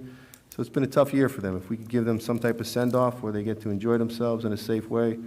I know we have the commitment of both high school administrations to put that together, and they've been working behind the scenes, and the governor's parameters will dictate what and how large that would look like. Okay, thank you. Board President, can I ask a quick question? Yeah. Dr. Bragan, is there a possibility for an option for the seniors of last year to have a reprom for them missing it out last year? Because I think they also deserve to have that experience that they missed out on. So if there's something that we can work out for them, I would love it for them. All right. We haven't considered that, but we will look into that. I mean, some of the problems with the prom is, our graduating classes are 500 and I think 650 or thereabouts on both high schools. Don't quote me on the exact number. But if we brought back students from last year, that would be even smaller groups. So if we can do something for that, we will definitely look into that. Thank you. All right. So the other thing is about grouping procedure. I brought up at the last meeting. I think the curriculum committee and Mrs. Polakowski, they've been double-checked. The stuff that's posted on the website is correct. Correct me if I'm wrong. And any committee CTC members, correct me if I'm wrong. Whatever there, it is accurate. So I'm pretty sure people have questions about the grouping procedures, feel free to contact the CTC members. Shannon Penn is the chair, Shivi Prasad, Madhuga, and Mohin, and Dr. Chen, is that correct? Yes, so any of them, just send email to them if you have any specific questions. And the other thing is just want to bring up a good news. There was Lincoln School was brought up in the conversation today. Today was the actual walkthrough for our school, right? Is that today, right? So we have, I don't know how many contractors, they walked through the Lincoln School, and they looked at what we want to do, and the design was provided to them, I assume, right? So we're going to start the bidding process very soon. We hope that we can break ground very soon, and let's see if we can have a new win sometime very quickly, and then solve help a little bit with the overcrowding over there. All right, that's it. The other thing is, I just want to echo congratulations to all the students, the Odyssey of the Mind, and all the staff for a great year. And also want to congratulate all the students that were honored, National Honor Society, yesterday over here in Edison High School. And I don't know when JP is, I think they're coming up very soon. It's a small event. Unfortunately, we cannot have it, in here, but it was I looked down the picture of the great outdoor event, and congratulations to all those students. And good job, Mr. Ross. Okay. All right, so... Jerry, just one final yes. question. I'm sorry. Yeah, This is a night of questions for me. So just a clarification thing. Is it possible to see the self-insurance plan before the budget meeting? Because because the budget assumes a 5.6 million savings, right? Yes. And for some reason, if whatever plan is presented, I mean, I'm not thinking it will not go through, but what if some reason it does not go through? Then what does that do to the budget? And then how do you modify the budget? And what is the process? Well, the thing is, we don't know when to come in, but I think in the past you budgeted, if anything that below that dollar amount, it's going to the surplus. And based on the conversation we have with the insurance broker, they're very confident that we should be able to achieve that. But if not, there are other plans that we could potentially use the capital to cover that, but I hope we don't need that. But as I said, today it's very, very confident, and we had multiple conversations with them. That's my first question is, how comfortable are you with that? And so far, they've been very comfortable. Dr. Bregan, you want to add? Yeah, the trepidations, Mrs. Matagor, that you share for the self-insurance, we all do, and we don't want to take that lightly and put ourselves in a position where we'll be financially in distress. So the capital monies that are budgeted for the capital projects, the individual projects have not been allocated and won't be until we have a final determination on the numbers, which we hope to come out very shortly. As the Alamo Group said, they're in negotiations right now. They don't want to reveal any individual numbers while the bidding process is still going back and forth. As he said, it's very competitive. So when we get those numbers, it might not come out before the budget, the final determination, but we do have contingencies in there, should they not come at what we think they do. But, I can't predict the future. I can't ensure anything's going to happen tomorrow. But the past performance, and again, we're averaging over the 3 years, is a fairly good indicator of what the future performance will be as far as premiums. And the premium that Horizon this year is charging us is based on the last 3 years' exposure and claims. So those actuaries that determined the premium that Mr. Rebnick said was static and every year is the exact same thing are the same actuaries who are going to determine what our estimated premiums would be, and we make those determinations this year. And the goal is that it's lower for everybody, for all of our teachers, myself included. I got the same insurance. I'm at Tier 4, 35%, as many of you are. And, I go to the same doctors, I got the same coverage. So I was born at night, but not last night. I'm not going to harm myself as much as I don't want to harm anybody else here. And we do believe it will be a cost savings, and I do hear some of the concerns that everybody said. Well, if it sounds too good to be true, it is. And I do believe that, too. I'm a little less suspicious as I get older, probably more so. But as Mr. Shee said, and the committee, the Finance Committee, when we talked about some things, We're trying to take the profit from Horizon and give it back to you. The board member, the community members, our staff pay $8.5 million, give or take a few, towards the premium. That's a significant amount of money. The less we pay for each monthly bill, the less all of you pay, and the less I pay too. So we want to provide the savings where we can and still provide the same coverage. As Alamo said, Mrs. Kagi said, she guarantees. I guarantee it too. I'm not going to get worse coverage for any of our employees because you don't. I wouldn't do that to any of you, and I really wouldn't do it to myself. So I understand the trepidations. We did build into the budget a contingency with some of the capital. God forbid it should happen, but I really don't think it's going to happen. We're not taking a drastic cut. We're taking away the profit that Horizon made this year. You know, one of the things, and you know, some of the committee members were at the meeting when we met with Horizon. I know Dr. Aldarelli was there, and we met with I don't know who they are, Mr. Burton, Mr. Zucker, and the other people there. And I pointed out what Mrs. Conway said and what Mrs. Madiger said. I said, listen, this year, March, April, May, where we paid, I forget the premium, of $3 million in premiums, and the claims for those years for those months were $800,000. Are you giving us that money back? And it's no, because they determined that premium. You know, we were in lockdown then. Nobody was going out unless it was an emergency. And they made a significant profit this year because we were locked down and we couldn't do it. And there is a concern that, well, then this year it will be higher because people will do things that they had put off. And if we were self-insured last year, we would have a bank of money if we charged everybody that amount to cover for that moving forward. So I understand everyone's trepidation. I don't think we took it lightly. And I think we have contingencies in place should it not work out as predicted. And, you know, I've said this before. I really like doing this job. I hope to be around a while. If I screw this up, you know, I may be looking for work, so I don't plan to do that. Thank you, Dr. Jerry? Bregan. Thank you for the answer. It's not as much as trepidation as it is, you know, just having our bases covered because we haven't, you know, done it until we have done it. That's all. Thanks. I agree. I think, you know, if people will feel a little bit better, I think Newark, the biggest school district in New Jersey, they're going to self-insured route. They're saving, I think, $40 million or something like that with the switch. Yeah, Mrs. Cohen. I just have two related questions. It's been a few years since I was under the health insurance. Is the percentage that the employees pay a percentage of their salary or a percentage of the health insurance premium? It's premium. Okay. That's a great question. It's two. For the traditional plan, the Omnia plans, it's a percentage of the premium. For the Educator's Health Plan and the new Garden State Plan that's coming out, I think July 1, yeah. It's a percentage of salary.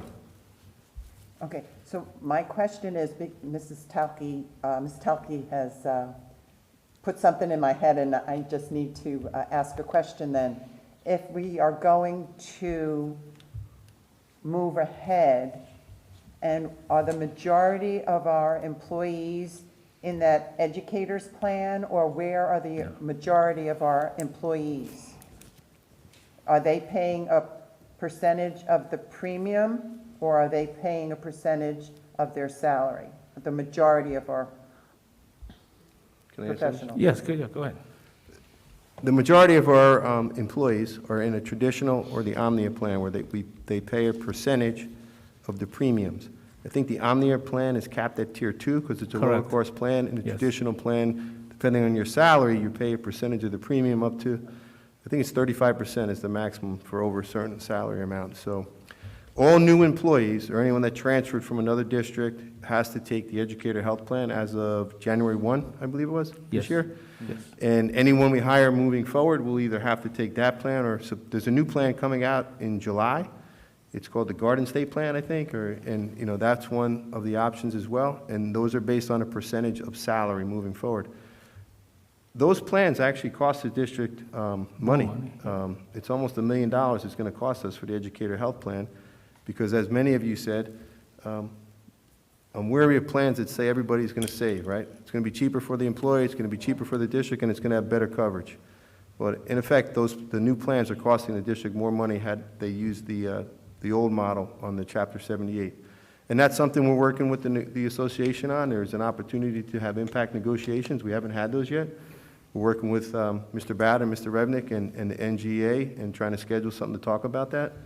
I don't know if I answered your question, Mrs. No, Cohen. but my question is, well, then come July, how do I tell Ms. Talke how much her share is then? If she's in that traditional plan and she paid her 35% of the premium, how do we now tell her how much she has to pay in July? I mean, after a few months, you might figure it out, but what do we do to start with? The board, we have a budget, and by the end of the school financial year, it'll come out. But what do we tell our employees? Oh, we'll figure it out and you can just pay us the difference at the end, or we'll give you back money, or how will that work as to what do I tell, Sue Campione or Beth Talke, how much is coming out of their salary? You did this, by the way. It's a really good question, and what we would use for that, when the open enrollment takes place, all the charges, the monthly charges for the particular coverage you have will be delineated. We'd like to have open enrollment at May 1st. That's probably not going to happen because May 1st, I believe, is Saturday.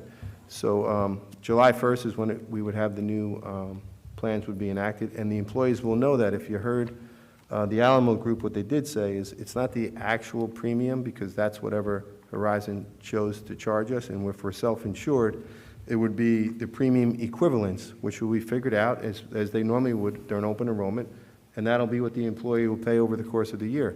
Now, at the end of the year, should there be significant savings from the plan, the premiums for the next year will be lower.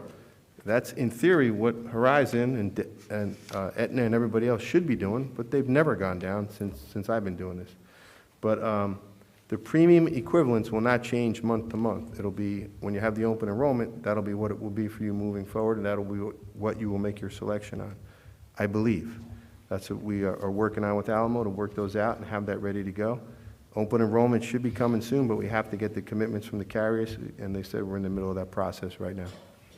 Yeah, I think, my understanding is to the employees, you won't see the differences. It's just that you're paying a premium. I hope that this new premium of this coming year is much less because the total cost is down. And it's just behind the scene how we found the insurance, the stop loss and all of that. And you still pay your deductible and whatever that's in the contract, that's still it is. So it should be, you shouldn't see any differences the way that you go see the doctors. Everything is behind the scene that's we're working with the insurance company. I don't know if that helped explain that question. That's my understanding. Any other board member comments before I open up for public comments? No. Sure? Yes. Okay. All right. Now we're open for public comments. Anyone wants to come here? Yes, Sue.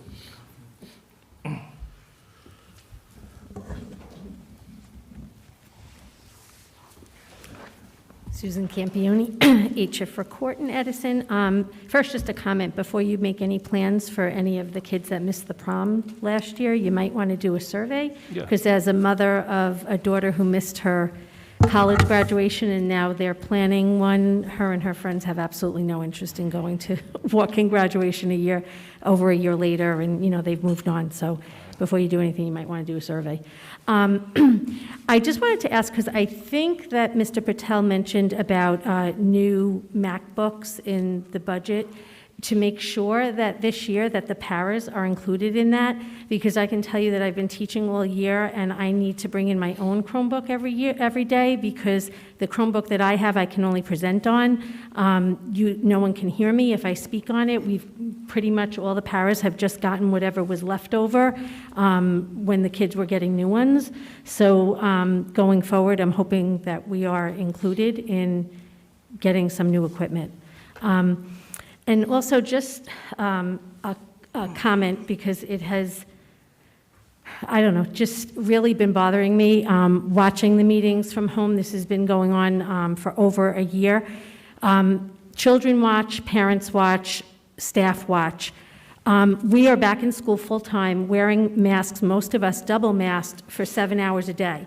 We don't have microphones that we talk into. We're talking to children online at the same time as talking to children in class.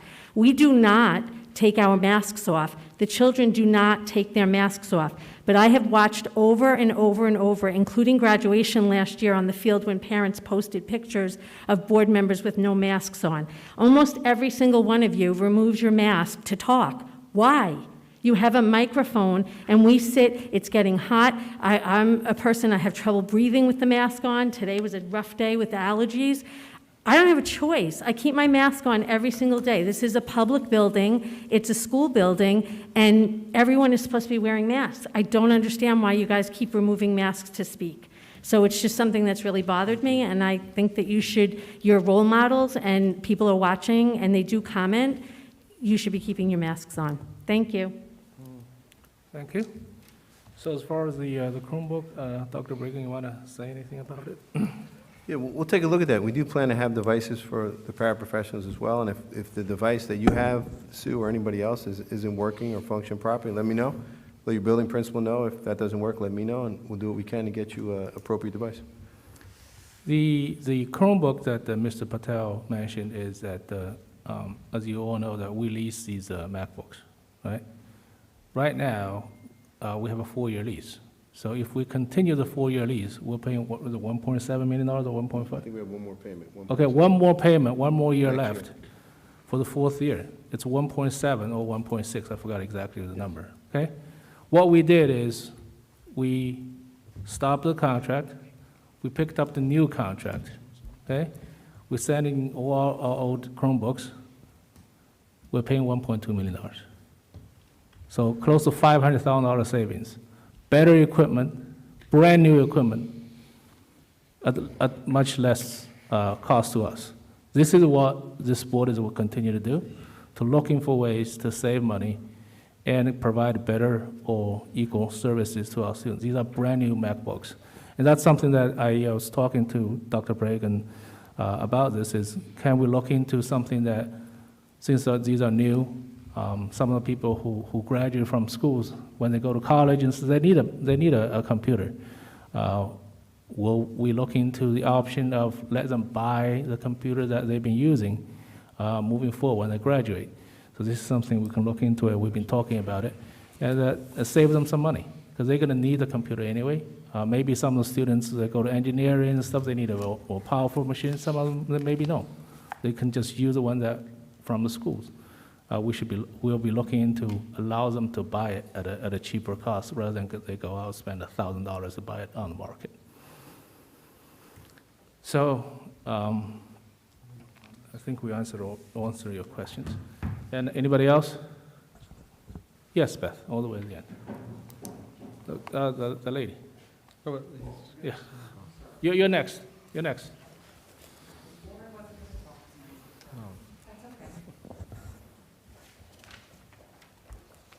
Beth Talke, Midwood Avenue.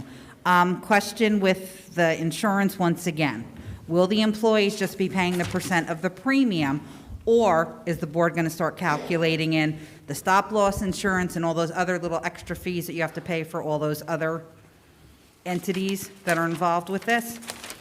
And also, I want to piggyback on what Mrs. Campione said about the Chromebooks. Yes, I am grateful that we did actually get devices this year, but being in, especially the class I am, we're expected to take the small groups and so forth. I've been using my own MacBook because the Chromebooks are not capable of sharing the screens, presenting videos, presenting slideshows that we have to, do with the kids. So if we could look into that, what the cost would actually be for the number of us, it would be beneficial and better for the education of the kids, where we're not, constantly having to shut down the Chromebook and try to get back online and everything else. It would help us a lot. Thank you. Okay. So you want me to try to answer the insurance? Or I can answer the insurance question. As I said earlier, Beth and everyone else, it won't necessarily be a premium, but it will be the premium equivalent. So for you as an employee, it will be almost the same process, what's deducted from your paycheck. As again, we said earlier, hopefully it will be less. Regarding the stop loss and the number that she mentioned at 300,000, that's all tied into the premium. The carriers do that now. Like, that already happens now. That's part of your premium. They get reinsurance for anybody, and the numbers change. You know, when we looked at this when I was in a previous district, the stop loss gap was at 175,000. And as Mr. Revnick said, yeah, those are some of the ones that cost more money, or those ones that are below the stop loss. Right now it's at 300,000, and the carrier kind of determines where that is. So you get a couple, as Mr. Revnick said, you know, you get 20 shoulder replacements that are 220,000. That's a significant amount, where a typical employee maybe spends, I don't know, I'm making up a number, 10,000 a year on their overall health and well-being. So typically those middle-of-the-road procedures, you know, having some familiarity working with the insurance carriers, are the ones that cause your premiums to go up on an annual basis.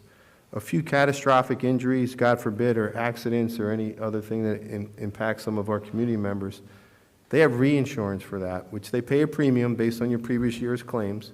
But our carrier now that we have Horizon, they do that. That's part of what they do already. We would just be doing that and getting that on our own. And again, the whole idea is not to diminish anything, not to diminish any service, but to take the profit from the carriers and give it back to you. All right. And me. Thank you. You. All right. Anybody else? Yeah, Jeffrey, I'm sorry, yeah.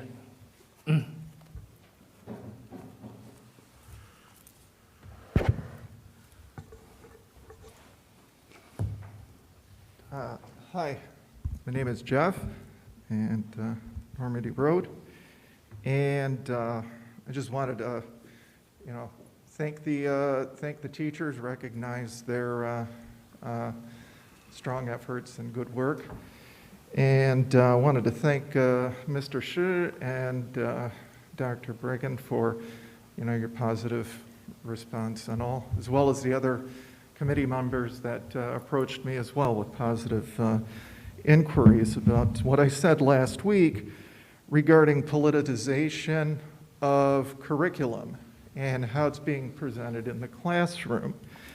Now, the thing is, we all have good intentions, all right? And I approach you all as a chemistry professor, so as an educator, as well as I approach most of all as a parent. And it's the parent's concern that is driving me here.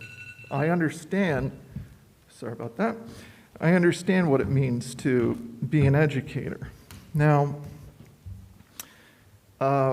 what it is I feel that there are some things that need to be put forward here. Let me get my notes here. Okay, so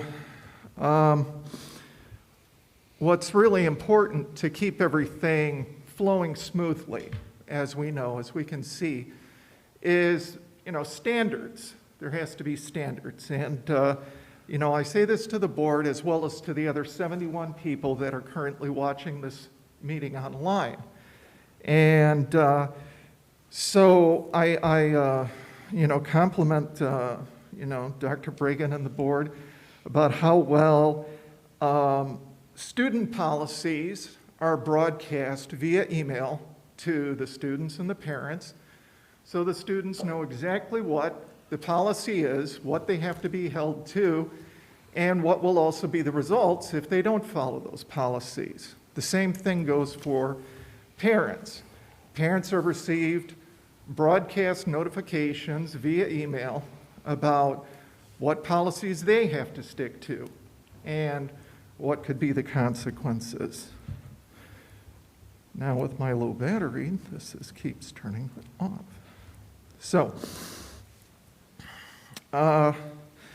again, everybody has good intentions here, but we just have to realize where the policies should be set to keep everything flowing. And that is in the same spirit for the parents and the student, I believe that there also needs to be standards for curriculum, and the policy should be broadcast via email to all of the students and the parents, as well as to the faculty and the administrators. It should be a publicly displayed policy for curriculum. And most importantly of all, that policy, regardless of whatever the stance may be, cannot include any politics. It should not include any politically biased sources of information.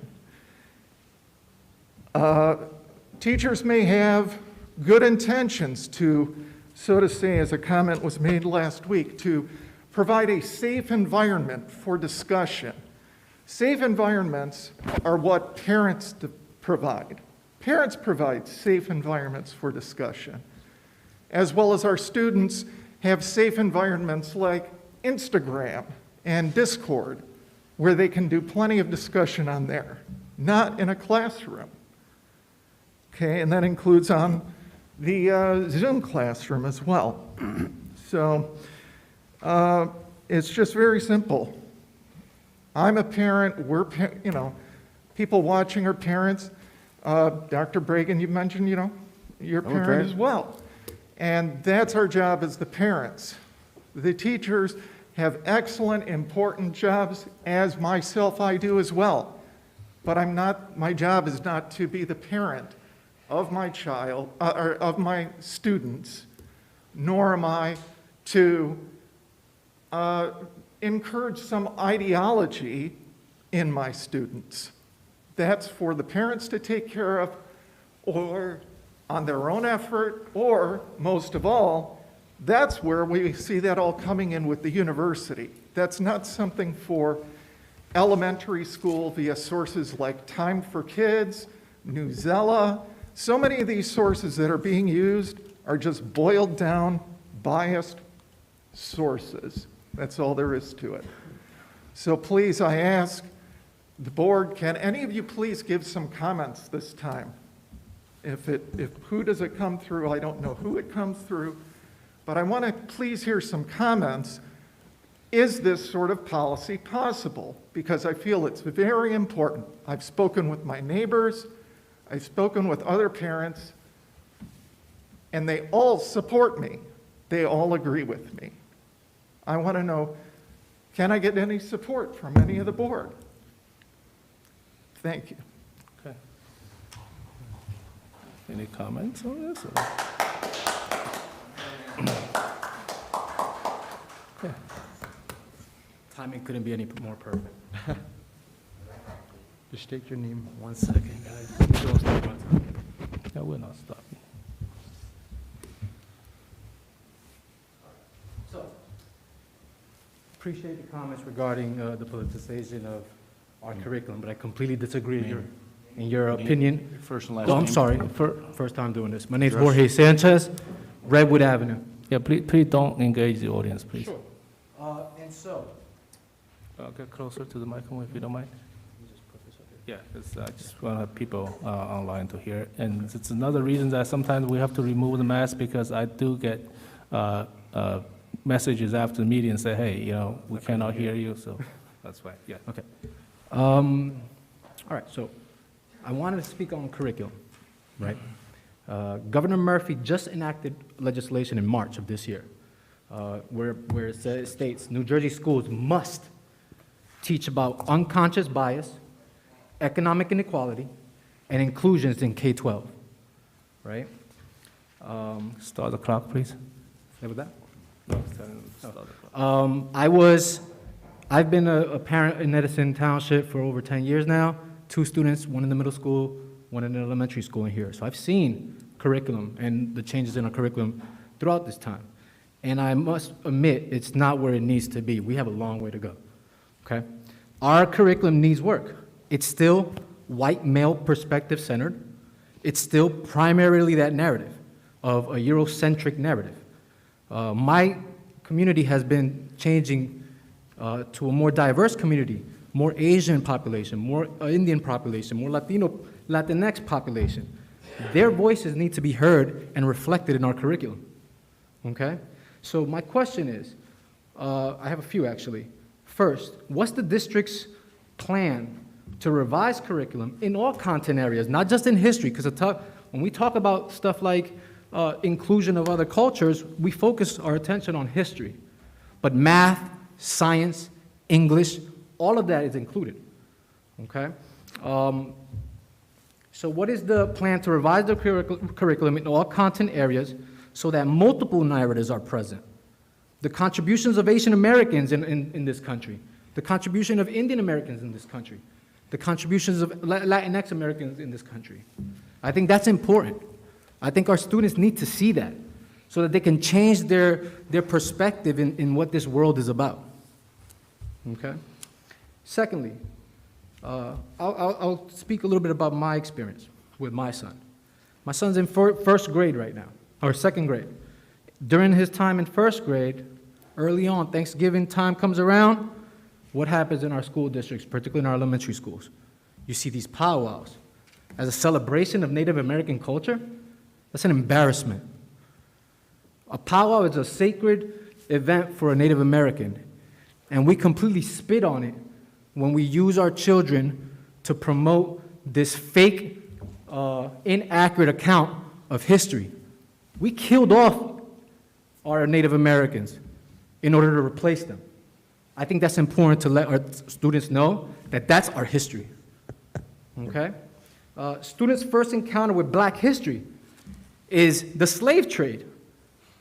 How demeaning is that for our Black students? That the first thing that they hear about themselves in this country is slavery.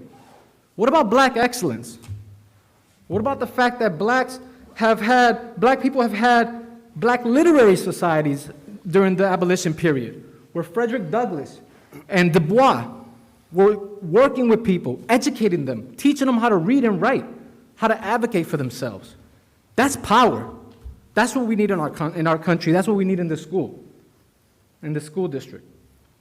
So, secondly, who's vetting and assessing curriculum purchase initiatives for cultural responsiveness?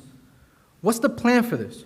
What tools or frameworks do we have in place specifically that we will be utilizing to vet these purchases? I can tell you that NYU has a framework available for you. Go on their website, pull it up. You have a framework that you could base yours out of if you don't have one. Okay? What's the plan to engage all staff around anti-bias cultural competence, which is embedded in the governor's mandate that I spoke about when I started? Okay? Part of growth in this country, and I'm sorry, but it's something that needs to be spoken out so that we can address it, is the idea of unlearning white supremacy culture. That's important. We have to move away from this white supremacy culture where we center the Eurocentric white male perspective over all else. So what's the plan to support staff so that they can do the reflective work necessary to educate these kids of these concepts, right? Because it's going to be, what appreciation do we really have for teachers if we're not preparing them to address these concerns, to address the questions that they'll be asked from the students, to be able to have some factual background framework that they can base their responses or their curriculum or their lesson plans on. They need that support, because if we do all of this work, right, and we change our text to see that not only the sidekick has to be a non-white, that they can be the center figure in a story, right? We can do all that. But if we don't train our teachers to be able to understand the curriculum, right, and then plan it out and regurgitate it out to the students so that they understand it without passing judgment on people, but stating fact, man. We have to get away from this American excellence that we claim. We are not who we think we are. I think it's important that we pull the curtain down, pull the mirror to our face, look ourselves in the mirror, and change the way we do business in this township. I think you guys are doing great work when it comes to saving us some cash. I appreciate that. The issues with respect to the transparency, I've seen some of it, but it's coming from both sides, not just the people on this side of the room, the people on this side of the room too. So it's taken me a while to get out here, but I'm here now. I don't plan on leaving. This question that I have here will continue to be asked until I see some results. And I am willing to be in there pulling my sleeves up and getting into the mud with you to make this happen. Thank you very much. Thank you. I'd like to respond to that, if Yes, you don't mind, Mr. Cristo, before you go. No problem. Mr. Sanchez, I do appreciate your perspective and your thoughts. When we gave our curriculum technology report, a good portion of what was discussed at the last meeting was educational equity. And educational equity in providing all students the opportunity to be successful, right? We do have some disparity with our performance that's been consistent within our district, and we need to work on that. Regarding curriculum, we do have standards and things that we have to work on, and the guidance, as you mentioned, is provided often by the state, the New Jersey State Learning Standards. Our curriculums need to be aligned to that. And while there are inroads we need to make a more diverse curriculum, to show the contributions of all peoples, right, across our great nation, and prior to us being the United States, when it was mostly settled by Native Americans. We've made inroads. I went to school in this district. The textbooks that you look at today are very different than the ones I had at Ben Franklin when they discuss historical perspectives. Are they putting everyone on an equal footing, right? If you read Howard Zinn's The History of the American People, do we portray it that way? Probably not, right? Or Lies My History Teacher Told Me by James Lowen? No, probably not. And there are things we need to do. We need to move forward and be respectful of all cultures in the curriculum. And that's really important, because what I've said repeatedly since coming to the superintendency in Edison, our diversity is our greatest strength. It's also one of our greatest hurdles, right? It's hard to make everybody feel included, important, respected, and we're working on it. We're a work in progress, Mr. Sanchez, and we appreciate your support as well in moving forward. If you want to be a part of that dynamic, we've had other people express that as well. For me, and I've expressed this from the time I interviewed for the position, for me, the thing that matters more than anything is that all of our students perform at the highest levels. They don't right now. We have some subpopulations that don't meet with the success that our other populations do. And we want to make sure that we provide opportunities from kindergarten on to provide those supports. Some families come from an academically enriched environment, a socioeconomically rich environment, and some don't. And we need to help address those that don't and provide the scaffolding and support to help them achieve on par with that. That's our mission. One of the things that the board charged me with was developing a long-range plan. We're in the process now of putting that together using the Middle States district-wide accreditation to really reflect on what we do, how true we are to our mission, and what we can do to make us better. And if you want to be a part of that dialogue, sir, I would welcome you to do that. Yeah, so, yeah, the other things, wait. Sit before I call you. Oh, come on. This is public comments. No, I have not finished what I try to say yet, okay? So you brought up a good point, and I think that's something that the Community Relations Committee can also try to work with you, with the community on that. As far as diversity, inclusion, and you're talking about, and today, at this meeting, we just approved a position, a director of diversity officer. That is to get our district into the right directions, not only for students, for staff, and we, as Dr. Bragan said, we are making progress. I know it's probably not big enough, but we are making progress. We'll be happy for you to join the effort to get this issue resolved. Okay, I really appreciate you coming to the meeting. Okay? Yes. Okay. I just heard a lot of people that you claim to be minority groups, which are actually the majority groups now in Edison. Can't keep calling them the minority, since these are the same people that come to these meetings and say hire less blacks, whites, and Latinos. Coming from a Latino, I don't know how many years you lived in this town, but definitely on the wrong side of the spectrum. I just heard a racist who pretends to be an anti-racist. White this, white that. You said we have to respect all cultures. Let's respect white people too. I'm Greek.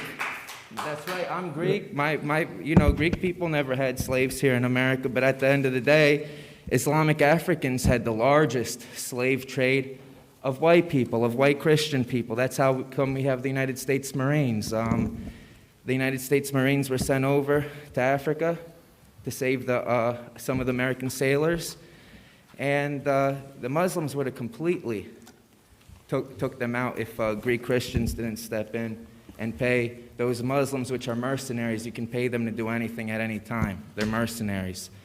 Governor Murphy, Governor Murphy, he's a left-wing radical.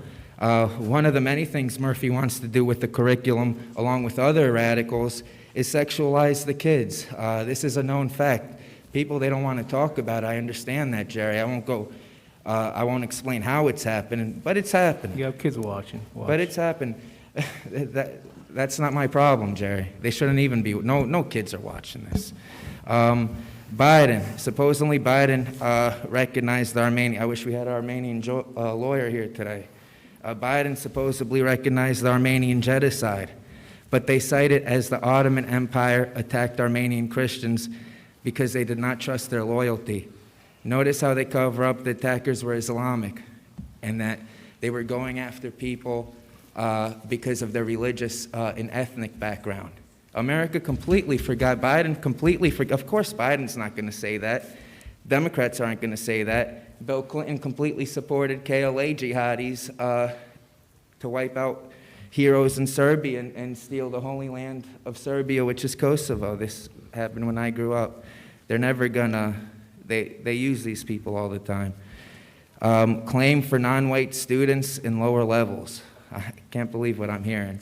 When I went to school, we might have had in the whole Edison High, maybe 4 Greek people. 2 of them were in special education, or 3 of them. No one really made a big deal about it. Whatever someone's level is, that's what it's going to be. Whether the color of their skin, none of that matters. Start training them, whatever. They could have some. You said there was a group of minority kids in lower levels. Well, so what? So what? So someone up here said minority kids are in lower levels. Some kids are where they're supposed to be. Some kids grow out of that. But at the end of the day, to say, okay, maybe if they were white, they wouldn't be there, I can't believe what I'm hearing. This is absolutely ridiculous. You put the work in, and then what are we going to do? Lower the standards so they can, what are we going to do? I can't believe we're promoting vaccines to kids. The vaccines don't work. People get the vaccine and still get COVID afterwards. And now you want to poison people's kids? Vaccines to the kids, that's up to the parents, number one. BOE has no right to promote vaccines. This is a public building. I could take my mask off if I wanted. I'm not going to because people are going to freak out, but what are you going to do when a kid walks in without the mask? You can't enforce mask wearing and non-mask wearing. It's a public building. I don't understand that. You do know the law protects the kid taking that mask off. So why is there a sign when I walk in, every kid must wear a mask? You're lying to the kids. You're lying to the kids. You're lying to the parents. Okay, I got 1 minute and 30 seconds left. I love everybody. I love all nationalities, all religions. But if we're going to come here just to bash white people, to say, oh, white people did this, white people did that, it's absolutely, come on. Some people, we come up here to say, hey, don't politicize the kids at all. Make it a safe environment. And then we got other people coming in here pretending to be an anti-racist, throwing out racist rhetoric, saying white's this, white's that. I really, if you would like to debate me on any issue historical, I know you won't because very low IQ individual you are. Hey, stop. I hope you didn't come here. Don't tell me what to do. This is my time. Lozman versus Riviera Beach Supreme Court ruling. You cannot mute me. You cannot stop my time once my time has actually started. I mean, I can't believe what I'm hearing. No one in here is going to have the guts to call out real racism. They're just going to sit here, put their head down. I don't have any white guilt. I don't have no white guilt at all. Tell me one thing that Greek people did to you. Please, tell me. Don't engage the audience. No, so he wants to tell me your comment to the America board. when my grandparents weren't even born, and I'm supposed to be guilty of that? Hell no, I'm not going to be guilty of that. America is a 300-year-old country. Greeks have been slaves for over 300 years. So, yeah, I'm not feeling bad for anybody. All right, thank you. Anybody else? Don't engage the audience. All right, not in here. Not when you have a meeting. Do we have any other public comments? Yes, first timer.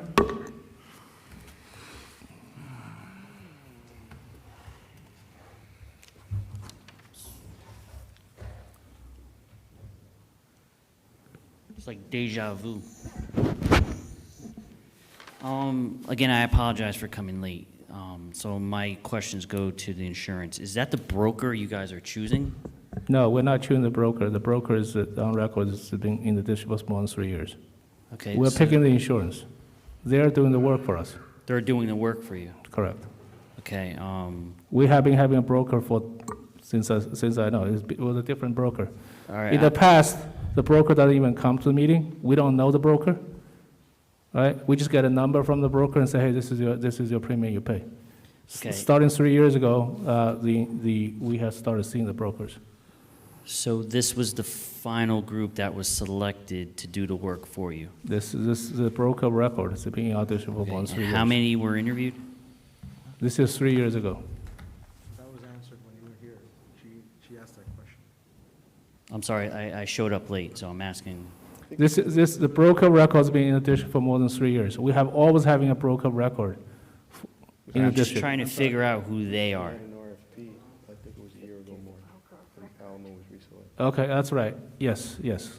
Year ago May. Yes, year ago May, there was an RFP. We have multiple brokers came in, and RFP, the Alamo was selected. Yes, you're That's the correct. one you I'm sorry. selected? Because I was just curious on how many you guys interviewed and what were their final qualifications to suggest them. That was the last year was elected. All right, because, I did some research and I got some texts from some people, and you might want to reevaluate I'm sorry. who you're selecting. I'm sorry to engage you, but okay. That's okay. It's Answer your just questions. fair warning. Ask your questions. So that was my main question, is that's who you're going with, and I was just curious why.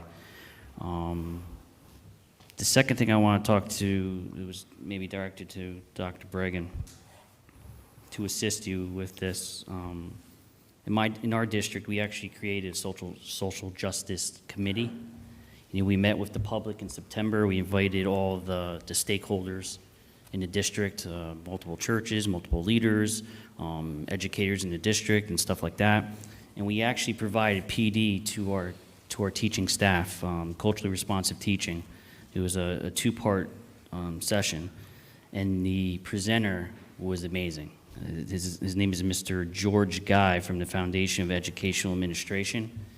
It was enlightening to hear what he had to say, and to be honest with you, I sat back and was like, wow, I never thought about it that way. So just to assist you, I thought the guy was phenomenal. We got great responses from our staff members from that PD, so it's just something you might want to look into, just to help out. His name was Mr. George Guy. I believe he's a principal in Cherry Hill. But the workshop was culturally responsive teaching, and he's from the Foundation of Education Administration. But it was mind-blowing with some of the things that he had to say. I was like, well, I never thought about it that way. So I figured something that could be helpful for you guys. Thank you for the information. Any other first-timers? Yeah, your first-timers. No, well, he can go speak first. He can come for a second time, that's all. I want the first timer to come. I forgot to ask, has the district conducted a comprehensive equity audit as it relates to curriculum and discipline? And following up to that, if there was a comprehensive equity audit, when will that be made public or shared with the public? And My last question is, do we have any data related to our middle school and high school discipline as it relates to race and ethnicity, and if there are some disparities there? Because I do have my concerns that there may be. Thank you. Regarding the comprehensive equity audit, we have a comprehensive equity plan that is submitted to the state. We can share that. And the data regarding discipline infractions and things like that, I'm pretty sure that's all included in the school performance report, broken down by ethnicity. So that should be on the website. If it's not, reach out to me and we'll see if we can get you there. Any other? Okay. Go ahead. Jeff, you want to come back again? No. Go ahead, Crystal.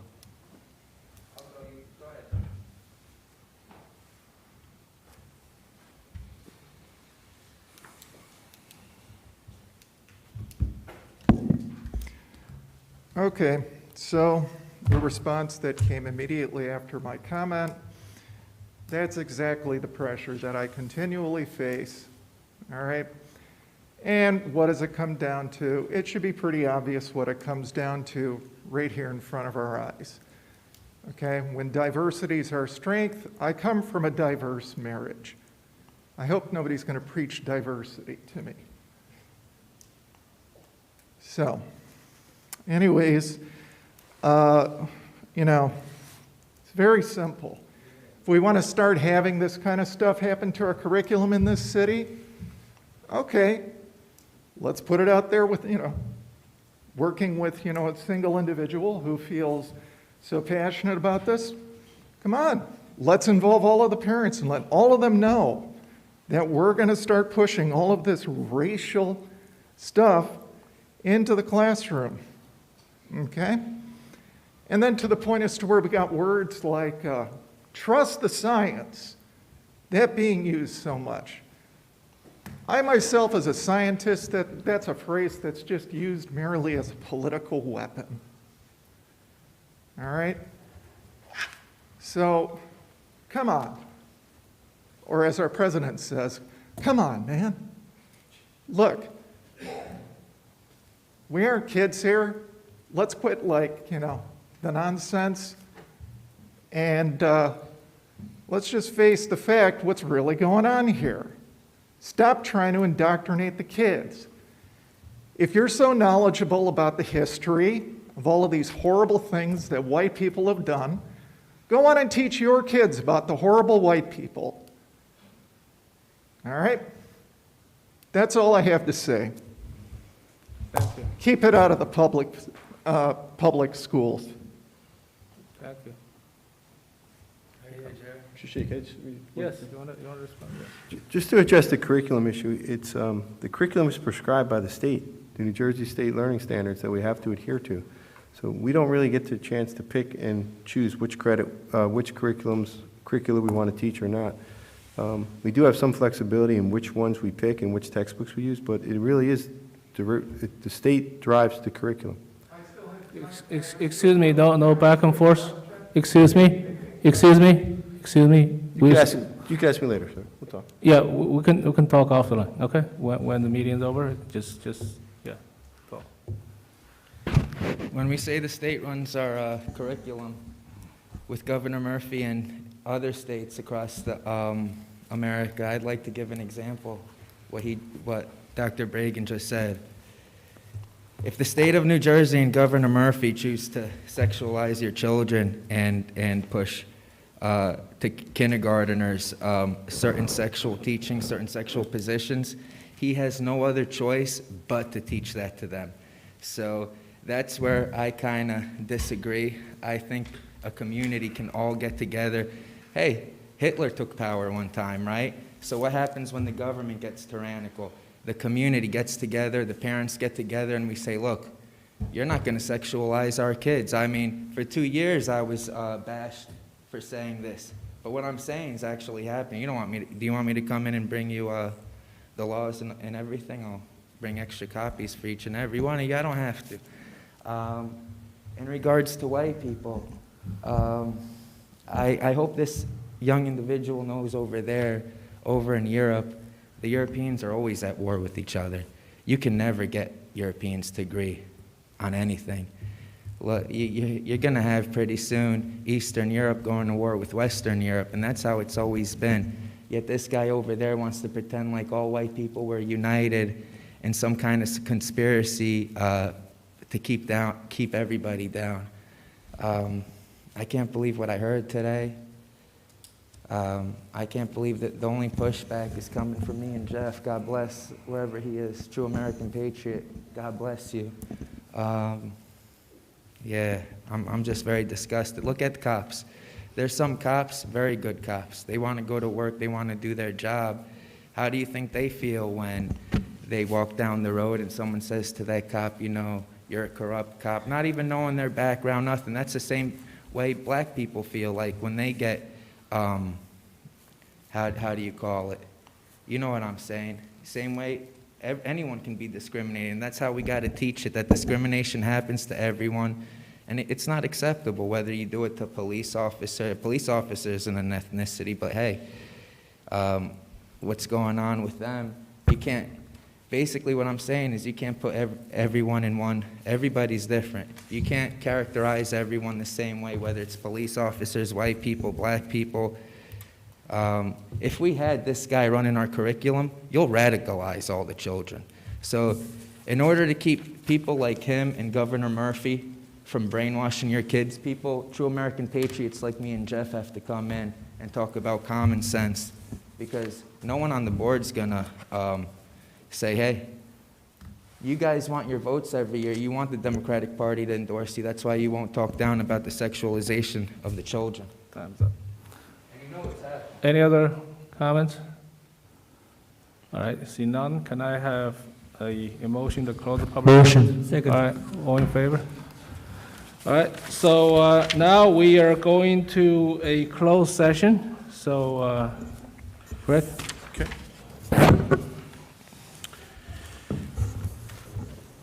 Whereas, Section 8 of the Open Public Meetings Act, Chapter 231, PL 1975 permits the exclusion of the public from a meeting in certain circumstances, and whereas this public body is of the opinion that such circumstances presently exist, now, therefore be it resolved by the Board of Education of the Township of Edison, County of Middlesex, State of New Jersey, as follows. The public shall be excluded from discussion of and action upon the hereinafter specified subject matters. The general nature of the subject matter to be discussed is as follows. Attorney-client privilege discussion regarding ETEA grievance. It is anticipated at this time that the above stated subject matter shall be made public at such time as the need for non-disclosure no longer exists. No action shall be taken. This resolution shall take effect immediately. Can I have a motion? Motion. Do I have a second? Second. Okay, Mohin Patel and Biro Patel. Roll call. Jabril Patel. Yes. Ms. White. Yes. Ms. Madakar. Yes. Ms. Podolsky. Yes. Dr. Chen. Yes. Ms. Conway. Yes. Ms. Ping. Yes. Mr. Mohin Patel. Yes. And Mr. Shi. Yes. All We do yes. not expect to come back, so I'll see you guys next month. Good night. Thank you.